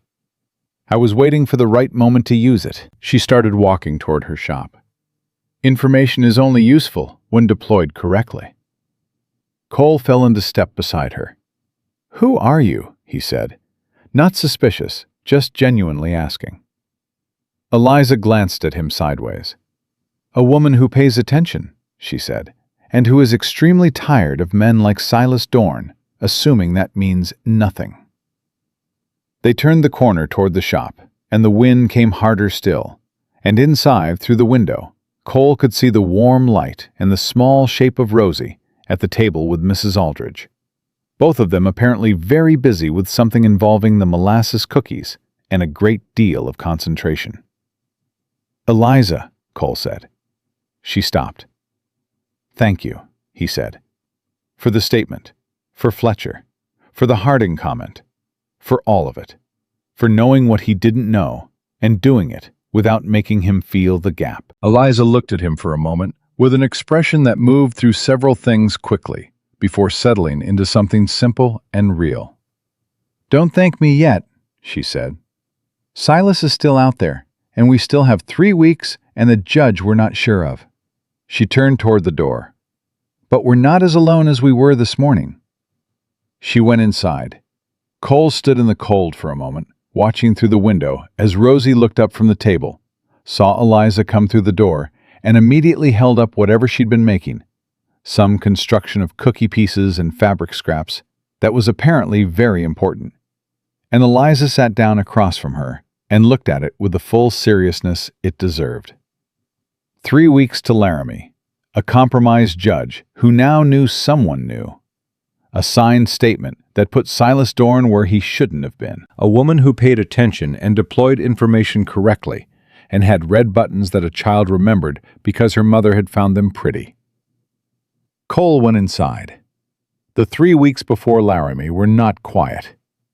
Silas Dorn didn't come back to Clearwater Springs himself, but his presence was constant in the way a cold front was constant. You couldn't see it directly, but you felt it in everything. In the way certain men stopped meeting Cole's eyes at the general store. In the way the hired hand with a scar on his chin appeared and disappeared from the far end of Main Street at intervals that were too regular to be coincidental. In the way Fletcher sent word through a mutual acquaintance 3 days after their visit that 2 men had come asking questions about his recent customers, and he had remembered nothing of use to them. Cole sent word back thanking him. Fletcher sent word back saying he hadn't done anything worth thanking. Ruth worked her angles quietly and reported what she found in brief, direct conversations that she and Cole conducted while appearing to discuss nothing in particular outside the general store or along the street, because Ruth had concluded early that the marshal's office was being watched and had adjusted accordingly. Her Pinkerton contact in Laramie had confirmed that 2 of Silas's regular hired men had been absent from the ranch operation for 4 days around the time of the murders, and had returned with fresh horses and no explanation. Not enough for an arrest, enough for the pattern. The territorial representative who'd been in Ruth's office that afternoon had returned to Laramie the following morning without saying much to anyone. But 2 days later, Ruth received word that the custody hearing had been reassigned from Judge Harding to a circuit judge named Abigail Crane, who was currently riding the Northern Territories and had a reputation, Ruth said, for not being owned by anyone, because she'd never needed to be. "Female judge," Cole said. "Female judge," Ruth confirmed. "Harding is furious, from what I hear. Silas's lawyer filed 3 objections to the reassignment, and all 3 were denied." She paused. Someone in the territorial office decided that a case involving a murdered family, a silver mine, and a compromised local judge was worth the attention of someone they trusted. "Eliza's comment," Cole said. "Information deployed correctly," Ruth said, in a tone that suggested she'd heard that phrase recently and found it accurate. Eliza, for her part, ran her shop and kept Rosie during the days when Cole needed to be elsewhere, and received the observation from several women in town that it was very charitable of her to help with the child, and thanked them pleasantly, and didn't correct the word charitable, because charitable was a comfortable explanation, and comfortable explanations kept people from asking the ones that were harder to answer. Rosie continued to sort fabric scraps by color. She had developed opinions about which colors belonged together, and these opinions were firm and not subject to revision by adult input. She also developed a habit of saving specific scraps, red ones particularly, in the pocket of her dress alongside the smooth stone, and when Eliza asked her why, Rosie said, "Keeping them," in the tone of someone for whom this was a complete and sufficient explanation. Cole watched all of it. Watched Eliza teach Rosie to thread a needle, with the patience of someone who understood that 3-year-olds required a specific kind of sustained attention that was different from other kinds of attention. Entirely present, entirely unhurried, willing to let the same attempt happen 12 times, without a single alteration in the quality of encouragement offered. Watched Rosie's face during these lessons, the concentration and the occasional triumph, and the way she looked at Eliza when she got something right, checking that the achievement had been witnessed, which was the thing children needed most and asked for least. Watched himself, too, in the quiet moments. Noticed that the cabin 12 miles up the mountain had stopped feeling like the place he lived and had started feeling like a place he'd stayed for a while. Noticed that the weight he'd carried for 7 years, the specific, dense weight of a life arranged to prevent further damage, had shifted somehow, become something different. Not lighter exactly, but differently distributed, spread across more than one set of shoulders. He didn't examine it too closely. 3 weeks to Laramie, and then whatever came after. One thing at a time. On the 14th day, Silas Dorn came back to Clearwater Springs.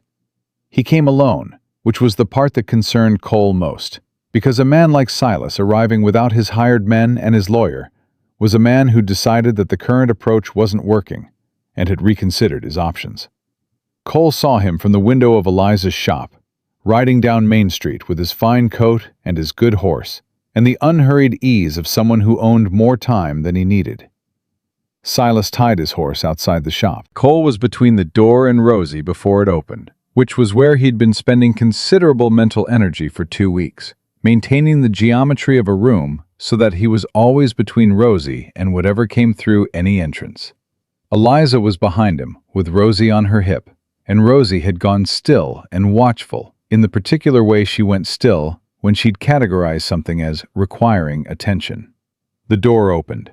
Silas came in and looked at the three of them with his perfect smile, and for a moment, nobody said anything, and the silence had the specific quality of a room where everyone present understood exactly what the room contained and was deciding what to do about it. "Mr. Hargrove," Silas said warmly. "Mrs. Weston, I hope I'm not interrupting." He looked at Rosie.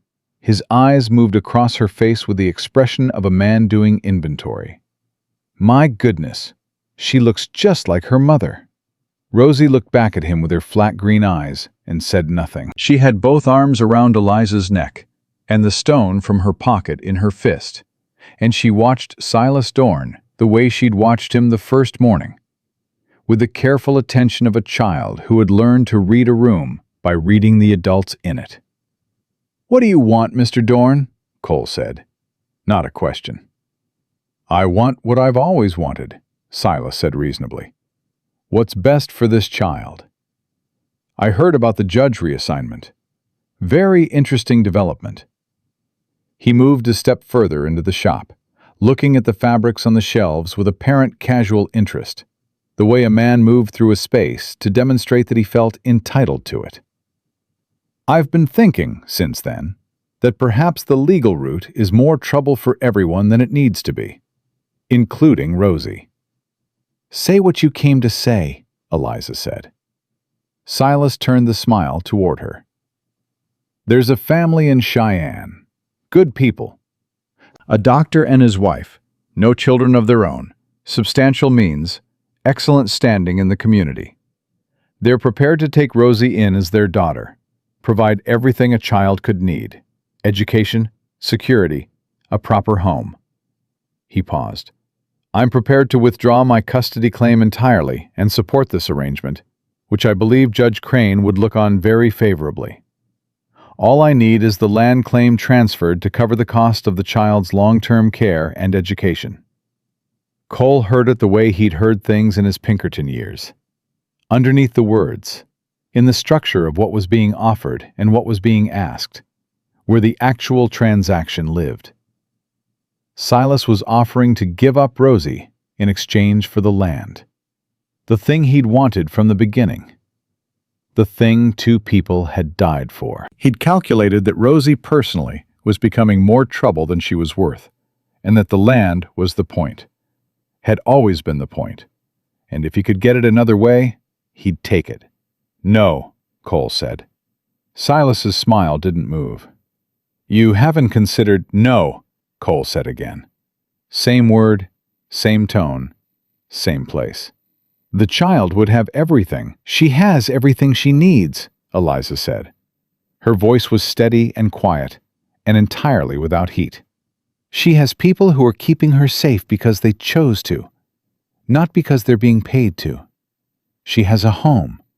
She's not a transaction, Mr. Dorn, and her father's land isn't a bargaining chip. A pause.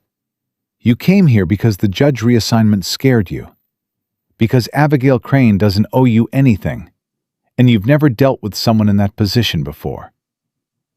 Eliza held his gaze. You should leave, now. Something moved behind Silas's eyes, fast and cold, the blade-catching light thing that Cole had seen the first morning, and then gone, smoothed back under the smile with the practiced ease of long habit. Mrs. Weston, he said softly, I hope you understand what you're involved in. Completely, Eliza said. Silas looked at Cole. The smile had changed, thinner now, more accurate, the version that appeared when the pleasantness had been decided to be unnecessary. See you in Laramie, then, he said. He left. The door closed behind him, and the shop was quiet. And Rosie, without being set down, tightened her arms around Eliza's neck by a degree that communicated everything she understood and couldn't say. He's going to try something before the hearing, Cole said. Yes, Eliza said. She was rubbing Rosie's back in the absent, automatic way she'd developed over 2 weeks. The way a person did something they'd stopped having to think about. He came here to see what we had, and to offer an exit that kept the land and cut his losses everywhere else. We turned it down, which means he goes back to the original plan. She looked at Cole. We need to be somewhere he can't predict. Laramie, Cole said. Early, a week before the hearing. Ruth can arrange somewhere to stay that isn't known to Silas's people. Eliza set Rosie down gently and crouched in front of her. Hey, you okay?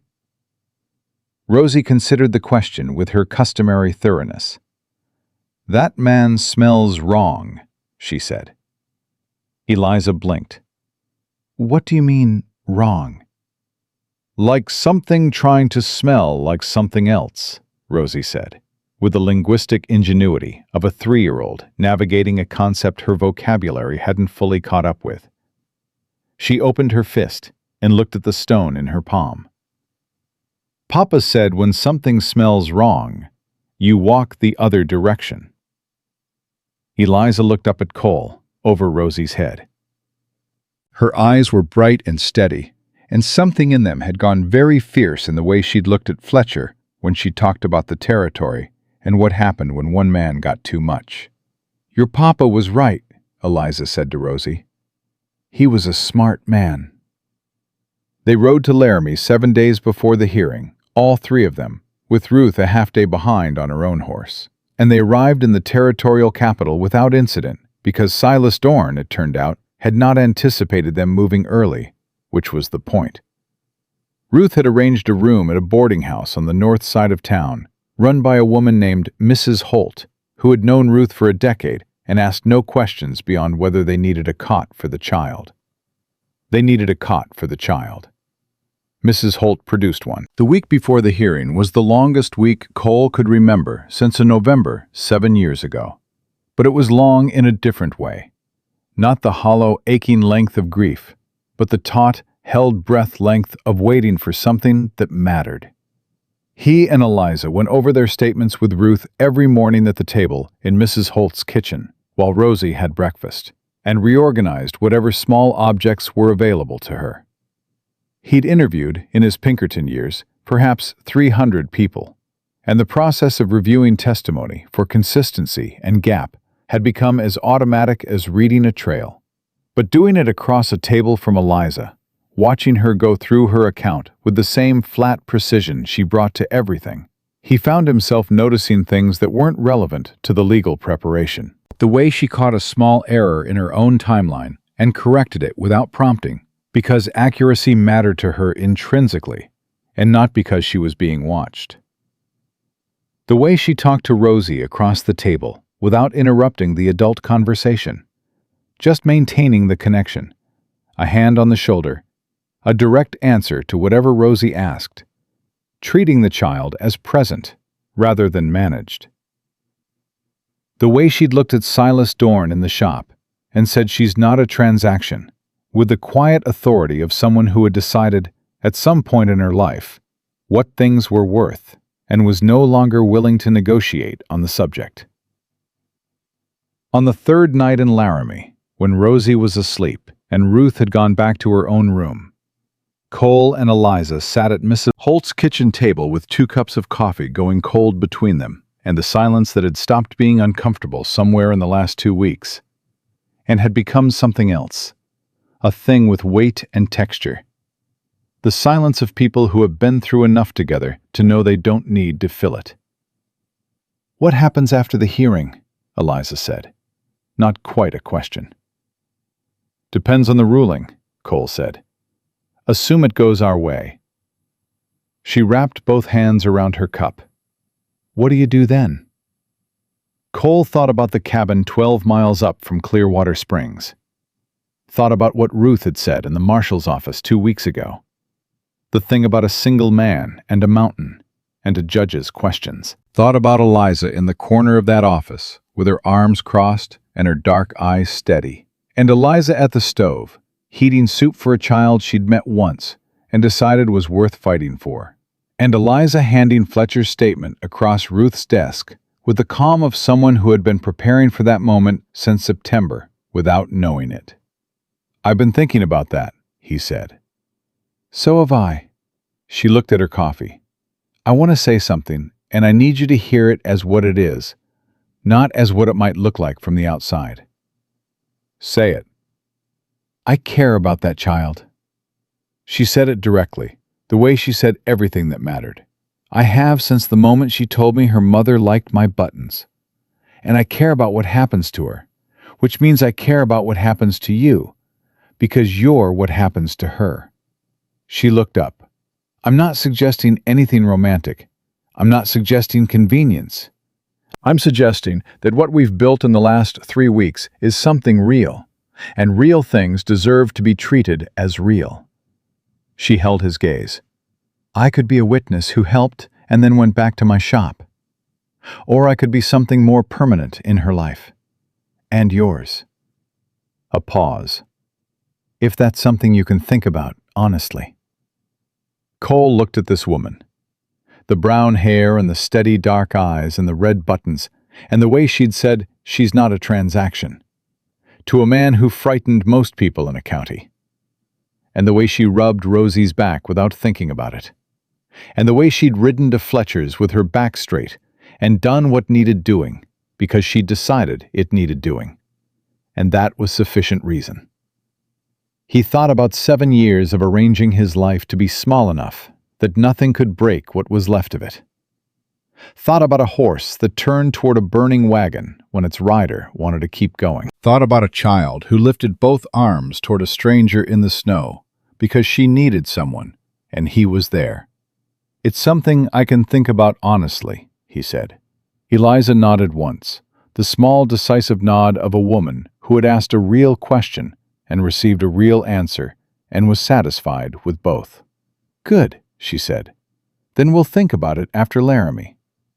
She picked up her coffee cup. "One thing at a time." The hearing was held in the Territorial Courthouse on a Thursday morning in January, in a room that smelled like pine resin and old paper and the particular dry warmth of a building that took its heating seriously. Judge Abigail Crane was 60 years old, small and angular, with white hair pinned back and eyes the specific sharp gray of someone who had spent decades watching people try to manage her impression of them and had developed a comprehensive immunity to the effort. She looked at Silas Dorn's lawyer when he stood. She looked at Cole when he stood. She looked at Eliza. She looked at Ruth. And then she looked at Rosie, who was sitting beside Cole, with her stone in her hand and her green eyes moving around the room with their standard evaluating calm. And Judge Crane's expression did not soften exactly, but something in it went still, in a way that was its own kind of attention. Silas's lawyer stood first and delivered his prepared architecture. blood relation, legal standing, financial capacity, the inadequacy of a single man's household, the child's need for stability and proper care. He was smooth and thorough, and he presented 3 affidavits from Laramie citizens attesting to Silas Dorn's character and community standing. And he did all of it with the practiced confidence of a man who had won most of the rooms he'd walked into. Then Ruth stood and put Fletcher's signed statement on the judge's bench, put her own documented account of Silas's arrival at Cole's cabin before sunrise, put the timeline she'd built over 3 weeks, showing the movements of Silas's hired men in the days around the murders, put the survey report on the silver deposit and the record of Silas's 3-year effort to acquire the surrounding land. Then Eliza stood and said everything James Whitfield had told her in September. Every detail, every date, every word of the conversation she'd been carrying for 4 months, with the specific, careful weight of a person who understood that the time to use information was when it could actually help. She said it clearly and without drama, and with the credibility of someone who had no apparent motive beyond the truth of what she'd witnessed. And Cole watched Judge Crane's eyes move between Eliza and Silas as she spoke, and watched something settle in the judge's expression that had the quality of a conclusion being reached. Silas's lawyer objected 3 times. Judge Crane overruled him 3 times, each time with a brevity that suggested she found the objections less interesting than whatever she was thinking about instead. Then Judge Crane looked at Cole. "Mr. Hargrove," she said, "tell me why this child should stay with you." Cole had prepared a statement. He'd written it out and revised it and gone over it with Ruth twice, and he'd been planning to deliver it in the measured, careful language of someone who understood that this room required a particular kind of performance. Instead, he said what was true. "She lifted her arms up in the snow because she needed someone, and I was there," he said. "And I've been there every day since. I don't have much to offer her except that. Showing up every day and putting her first. I know that's not enough on paper. I know what a judge looks at when they look at a single man and a mountain cabin." He paused. "But she called me Papa in her sleep, before she called me anything else awake, and I've been trying every day to deserve it." The room was quiet. Rosie, who had been sitting with her stone and her careful green eyes, looked up at Cole, and then looked at Judge Crane, and in the way of 3-year-olds who had decided something was important enough to participate in, said clearly into the silence, "He stays." Silas Dorn's lawyer started to say something. Judge Crane held up one hand without looking at him, and he stopped. "Mr. Dorn," Judge Crane said, "I have reviewed the documentation presented by Deputy Marshal Calloway. I have a signed witness statement placing you at a location 8 miles from Cooper's Ridge at 2 in the morning on the night 2 people were murdered. I have records of your systematic acquisition of land surrounding the Whitfield claim over 3 years. I have testimony from a credible witness regarding your visit to the Whitfield homestead in August and the subsequent incidents." She looked at him with those sharp gray eyes. "I am referring this matter to the Territorial Prosecutor's Office for investigation of possible connection to the murders on Cooper's Ridge. That investigation will proceed, regardless of today's custody determination." Silas's smile had disappeared for the first time completely. What was underneath it was not what Cole had expected. Not rage, not fear exactly, but something older and more tired. The expression of a man who had been running a calculation for a very long time and had just seen the arithmetic fail. "As to the custody of Rosie Whitfield," Judge Crane said. She looked at Cole. She looked at Eliza. She looked at the child between them, with her stone and her green eyes, and the absolute specific gravity of a 3-year-old who had decided where she belonged. "I'm granting temporary legal guardianship to Cole Hargrove, pending the criminal investigation. Permanent determination will follow the resolution of that investigation." She paused. I would note for the record that the question of a suitable household structure for a growing child is one this court takes seriously, and I will be looking for evidence that this question has been thoughtfully addressed when we return to the matter of permanent custody." Cole felt Eliza's hand close briefly around his arm, just for a second, and then release. Silas Dorn stood. His lawyer was already gathering papers. Silas looked at Cole across the room, with the expression of a man revising his plans in real time, calculating new angles, deciding what still remained available to him. Because men like Silas Dorn did not stop. They only redirected. And Cole knew that, and filed it in the place where he kept things that needed ongoing attention. But Rosie had climbed into his lap during the judge's final words and was sitting there with her back against his chest and her stone in her hand and her eyes on the room, with the calm of someone who had gone somewhere frightening and found that the people she'd trusted had held. And that was the thing that mattered, and the rest was noise. "Cole," she said quietly. "Yeah? Can we go home now?" Cole looked at Eliza. She was looking back at him with her dark, steady eyes and the composed face, and something underneath the composure that was real and warm and not being hidden so much as simply held for the right moment. Patient, the way she was patient with everything that mattered. "Yes, sweetheart," Cole said. "We can go home."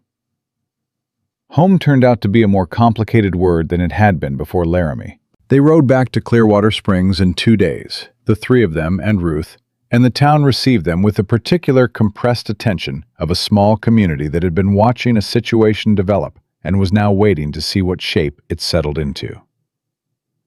Mrs. Aldridge came out of her house when they rode past and nodded at Cole, with the specific nod of a woman who had revised her opinion of something and was acknowledging the revision.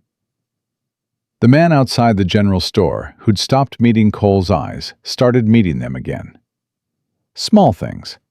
The kind of things that meant a town had made up its mind. Silas Dorn's hired man with the scar on his chin was not on Main Street. Had not been seen since the morning they'd left for Laramie. Ruth noted this without comment, which was its own kind of comment. Eliza opened her shop the morning after they returned, and Cole brought Rosie by at noon, the way he'd been doing for 3 weeks. And Rosie went straight to the fabric basket and began her color sorting with the focused efficiency of someone returning to important, interrupted work. And Eliza put coffee on, and didn't make anything of the ordinariness of it, because the ordinariness was the point. Judge Crane's referral to the prosecutor went out yesterday, Ruth told Cole that afternoon, outside the marshal's office. Territorial prosecutor is a man named Aldous Webb. He's thorough, and he's honest, and he has no connection to Silas Dorn that I can find. She paused. The 2 men from Silas's operation who were absent during the murders. One of them turned up in Cheyenne last week, trying to sell a horse that matched the description of one of James Whitfield's team. Webb's office has him in custody. Cole absorbed this. He'll talk. Webb thinks so. A man who sells the dead man's horse in the same territory where the dead man was killed is not a man who planned very far ahead. Ruth's expression was dry. These things take time, but they're moving. She looked at Cole steadily. Silas knows it, which makes him either dangerous in a new way or finished. And I can't yet tell you which. Both, Cole said. A man like Silas is always dangerous. Finished just changes what he's dangerous about. Ruth nodded. Keep your eyes open. He kept his eyes open. Went on keeping them open through the days that followed, through the rhythm that had established itself without anyone formally establishing it. Mornings at Mrs. Holt's boarding house, where they'd stayed since returning from Laramie, because the cabin 12 miles up the mountain was where Cole had lived before, and this was after, and after required different arrangements. Afternoons at Eliza's shop, evenings that had started as practical and had become something else. The 3 of them at Eliza's kitchen table, with whatever she'd cooked, Rosie between them narrating her ongoing investigations into the properties of various objects. Cole and Eliza, talking around and through the things that were still being figured out, which was most things. On a Thursday evening, 2 weeks after Laramie, Rosie fell asleep early, worn out from a morning of helping Eliza take inventory. Her version of helping, which involved counting things aloud and occasionally miscounting on purpose to see if anyone noticed, which Eliza always did. And Cole and Eliza sat at the kitchen table after, and the quiet between them had the quality of something that had been patient long enough and was ready to be addressed. "I've been thinking about what you said," Cole told her, "before the hearing, about what happens after." "I remember what I said," Eliza said. She had her hands around her coffee cup, the way she did when she was being careful about something. "I also remember saying, one thing at a time." "Laramie is done," Cole said. "That's one thing. Silas's man is in custody in Cheyenne. That's another. Rosie has guardianship." He looked at her. "I've run out of reasons to keep saying one thing at a time." Eliza looked at her coffee. Then she looked at him, and her dark eyes had the directness they always had. But underneath it, something less managed. Something that had been patient for as long as it needed to be, and was done with patience as a strategy. "What are you actually asking me, Hargrove?" "I'm asking whether what you said before the hearing is still what you mean," Cole said. "About something permanent. About being in Rosie's life, and mine, in a way that's real." He paused. "I'm asking because Judge Crane said she'd look for evidence that the household question had been thoughtfully addressed, and I want to address it." "But I'm not asking because of Judge Crane." "Why are you asking?" "Because you rode to Fletcher's with me when you didn't have to," Cole said. "Because you sat in the corner of Ruth's office and said things that needed to be said and didn't look at me to see if you were doing it right. Because you held Rosie's hand when she offered it and didn't make anything of it, which was exactly the right thing to do." He looked at her steadily. "Because my daughter asked for you when she woke up scared 2 nights ago, before she asked for me. And instead of that bothering me, it was the most relieved I've been in 7 years." Eliza was quiet for a moment. The fire in the stove ticked and settled. Outside, the wind moved through Clearwater Springs with the particular tone of a January night, deciding whether to be merely cold or something more serious. "I'm not easy to be with," Eliza said. "I have opinions about how things should be done, and I'm right often enough that I've stopped apologizing for having them. I kept my late husband's debts and his obligations because walking away from them would have cost me this town, and this town matters to me, which means I am not a woman who picks up and goes wherever circumstances require. I am a woman who stays where she's built something." She met his eyes. "You need to understand that before you ask me anything." "I understand it," Cole said. "I spent 7 years in the mountains because I needed to stay somewhere I'd built something too, even if what I built was mostly just not being broken anymore." "Are you?" Eliza asked. "Not broken anymore?" Cole thought about this honestly, the way the question deserved. "I don't know if that's the right word for it," he said finally. "I think I'm differently shaped than I was. The things that happened didn't unhappen, but they stopped being the only thing."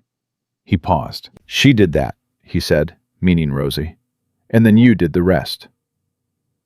Eliza looked at him for a long moment with her dark, practical eyes, and something in her face did what it occasionally did: move through several things quickly before arriving at something simpler and more real than all of them. "I want to say yes," she said. "I want to say it clearly and mean it clearly. But I need to say something first. And it's not a condition. It's just true." "Say it." "I loved my husband in the way you love someone who needed you and whom you couldn't fix," Eliza said quietly. "That's a particular kind of love, and it costs a particular kind of thing. And I paid it for 8 years, and I'm not paying it again." She held Cole's gaze. "I'm not looking to rescue someone or be rescued. I'm looking for someone to stand next to. Equal weight, equal say, equal stubbornness when stubbornness is warranted."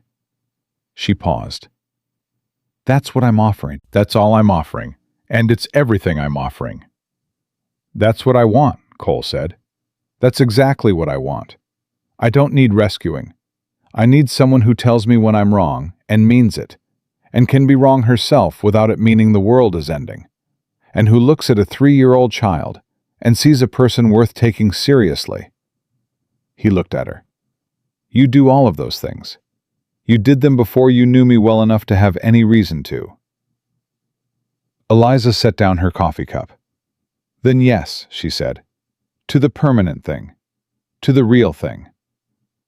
She said it the way she said everything that mattered, directly, without theater, with the specific weight of a woman who chose her words because she meant them. "Yes." Cole nodded once. She nodded once.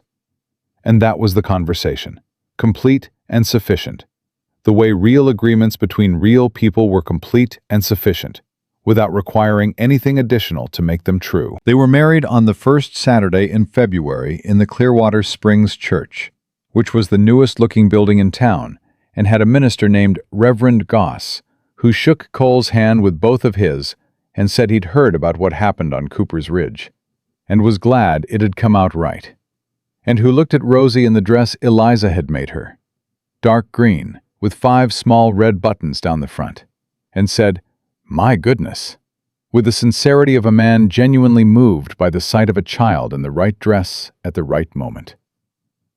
Ruth Calloway stood as witness on Cole's side, in her marshal's coat with her iron-gray hair pinned back, and she shook Eliza's hand after, with the grip of someone who meant the gesture entirely.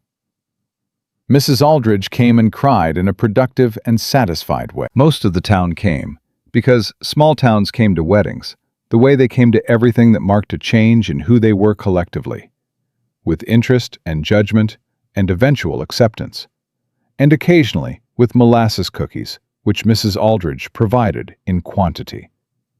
Rosie stood between Cole and Eliza during the ceremony, holding both their hands, which she had decided was her position and was not negotiable.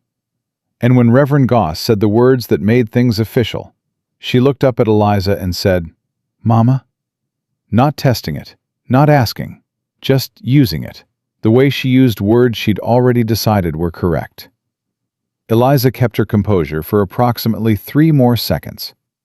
Then she picked Rosie up and held her close and didn't try to keep her composure anymore.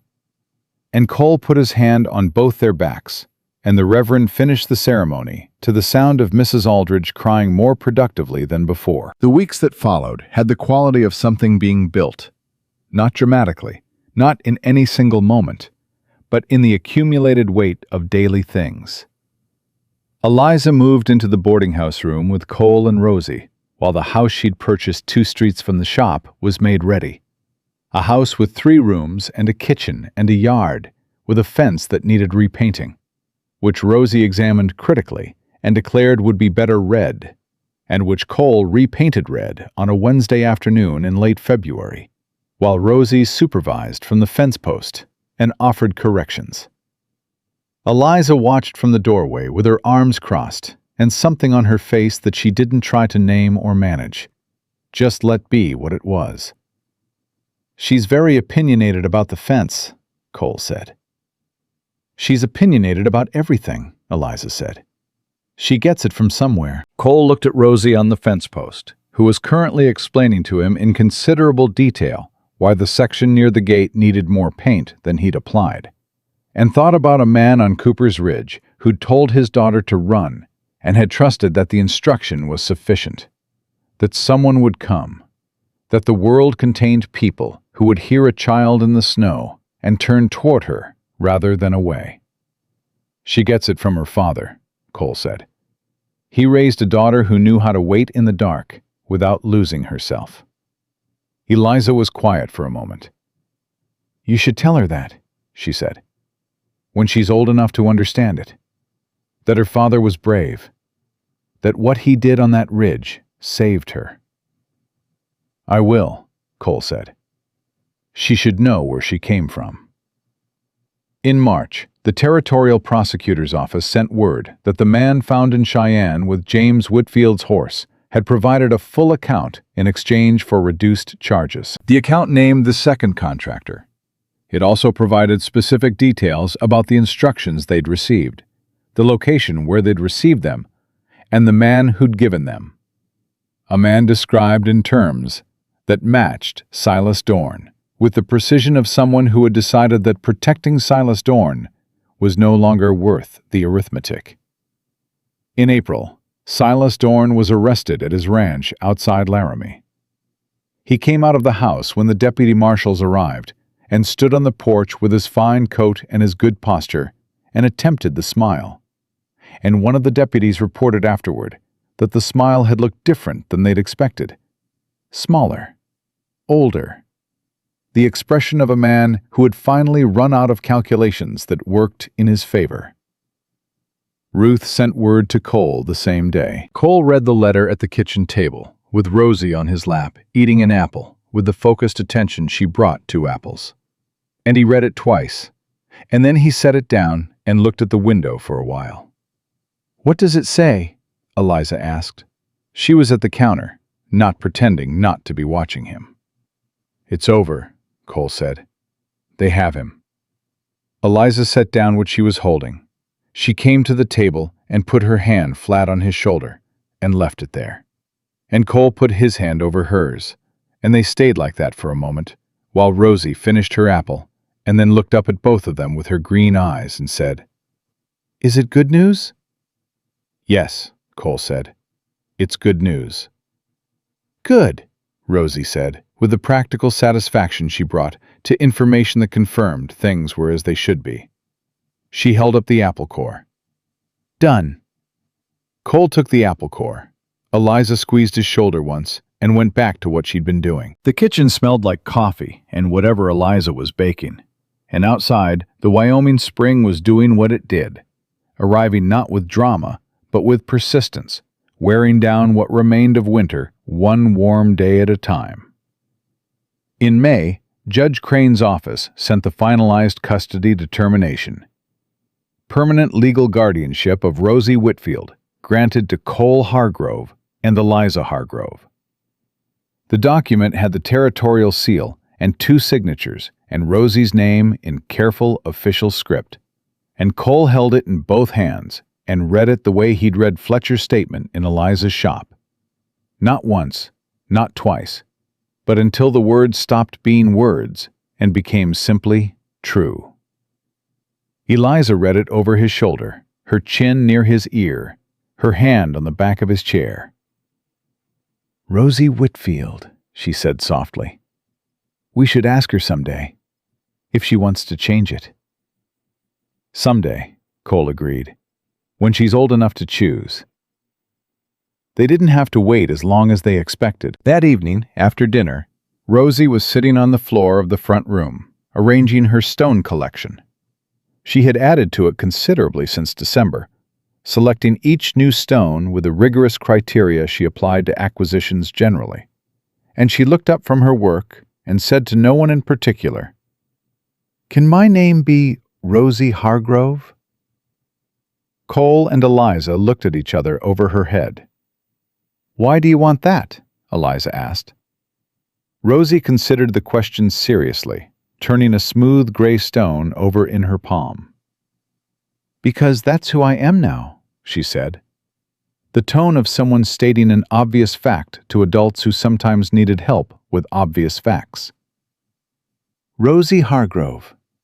Papa and Mama Hargrove." She looked up. "That's how names work." Cole's throat did the thing it had been doing occasionally since December, tightening in a way that required him to look somewhere else for a moment. He looked at the window. The evening light was gold across the floor, the particular gold of Wyoming in late spring, the light that meant the worst of winter was genuinely behind you and not just resting. "That's exactly how names work," Eliza said. Her voice was steady, which cost her something Cole could see and respected completely. "Okay," Rosie said, satisfied, and went back to her stones. On the first Saturday in June, Cole rode back up to the cabin on Cooper's Ridge for the first time since January. He went alone, telling Eliza he needed to collect some things, which was true, and also that he needed to do it alone, which she understood without requiring explanation, because she was Eliza, and that was how she operated. The cabin was as he'd left it, cold and settled, the way places went when they'd been emptied of the warmth of habitation. He collected what he'd come for, a few tools, his Pinkerton service record, which he'd never known what to do with, a photograph of his wife that he'd kept in a tin on the shelf because putting it away felt like erasure, and looking at it every day had eventually felt like something else. He stood with the photograph for a while in the empty cabin. The woman in it had been 26 years old and had laughed at things that weren't funny to other people, and had loved him in the uncomplicated way of someone who hadn't yet learned all the reasons not to. She deserved better than what had happened to her. That was still true and would always be true, and no amount of living forward changed it. But living forward was what you did. She would have understood that. She was the kind of woman who understood things like that. He put the photograph in his coat pocket, close to where he carried things that mattered, and walked out of the cabin and pulled the door shut behind him, and rode back down the mountain toward Clearwater Springs without looking back. Eliza was on the porch when he returned, a cup of coffee in her hand, watching Rosie in the yard attempt to teach the gray cat from next door to sit on command, a project the cat was declining to engage with, but that Rosie had not yet accepted as a closed question.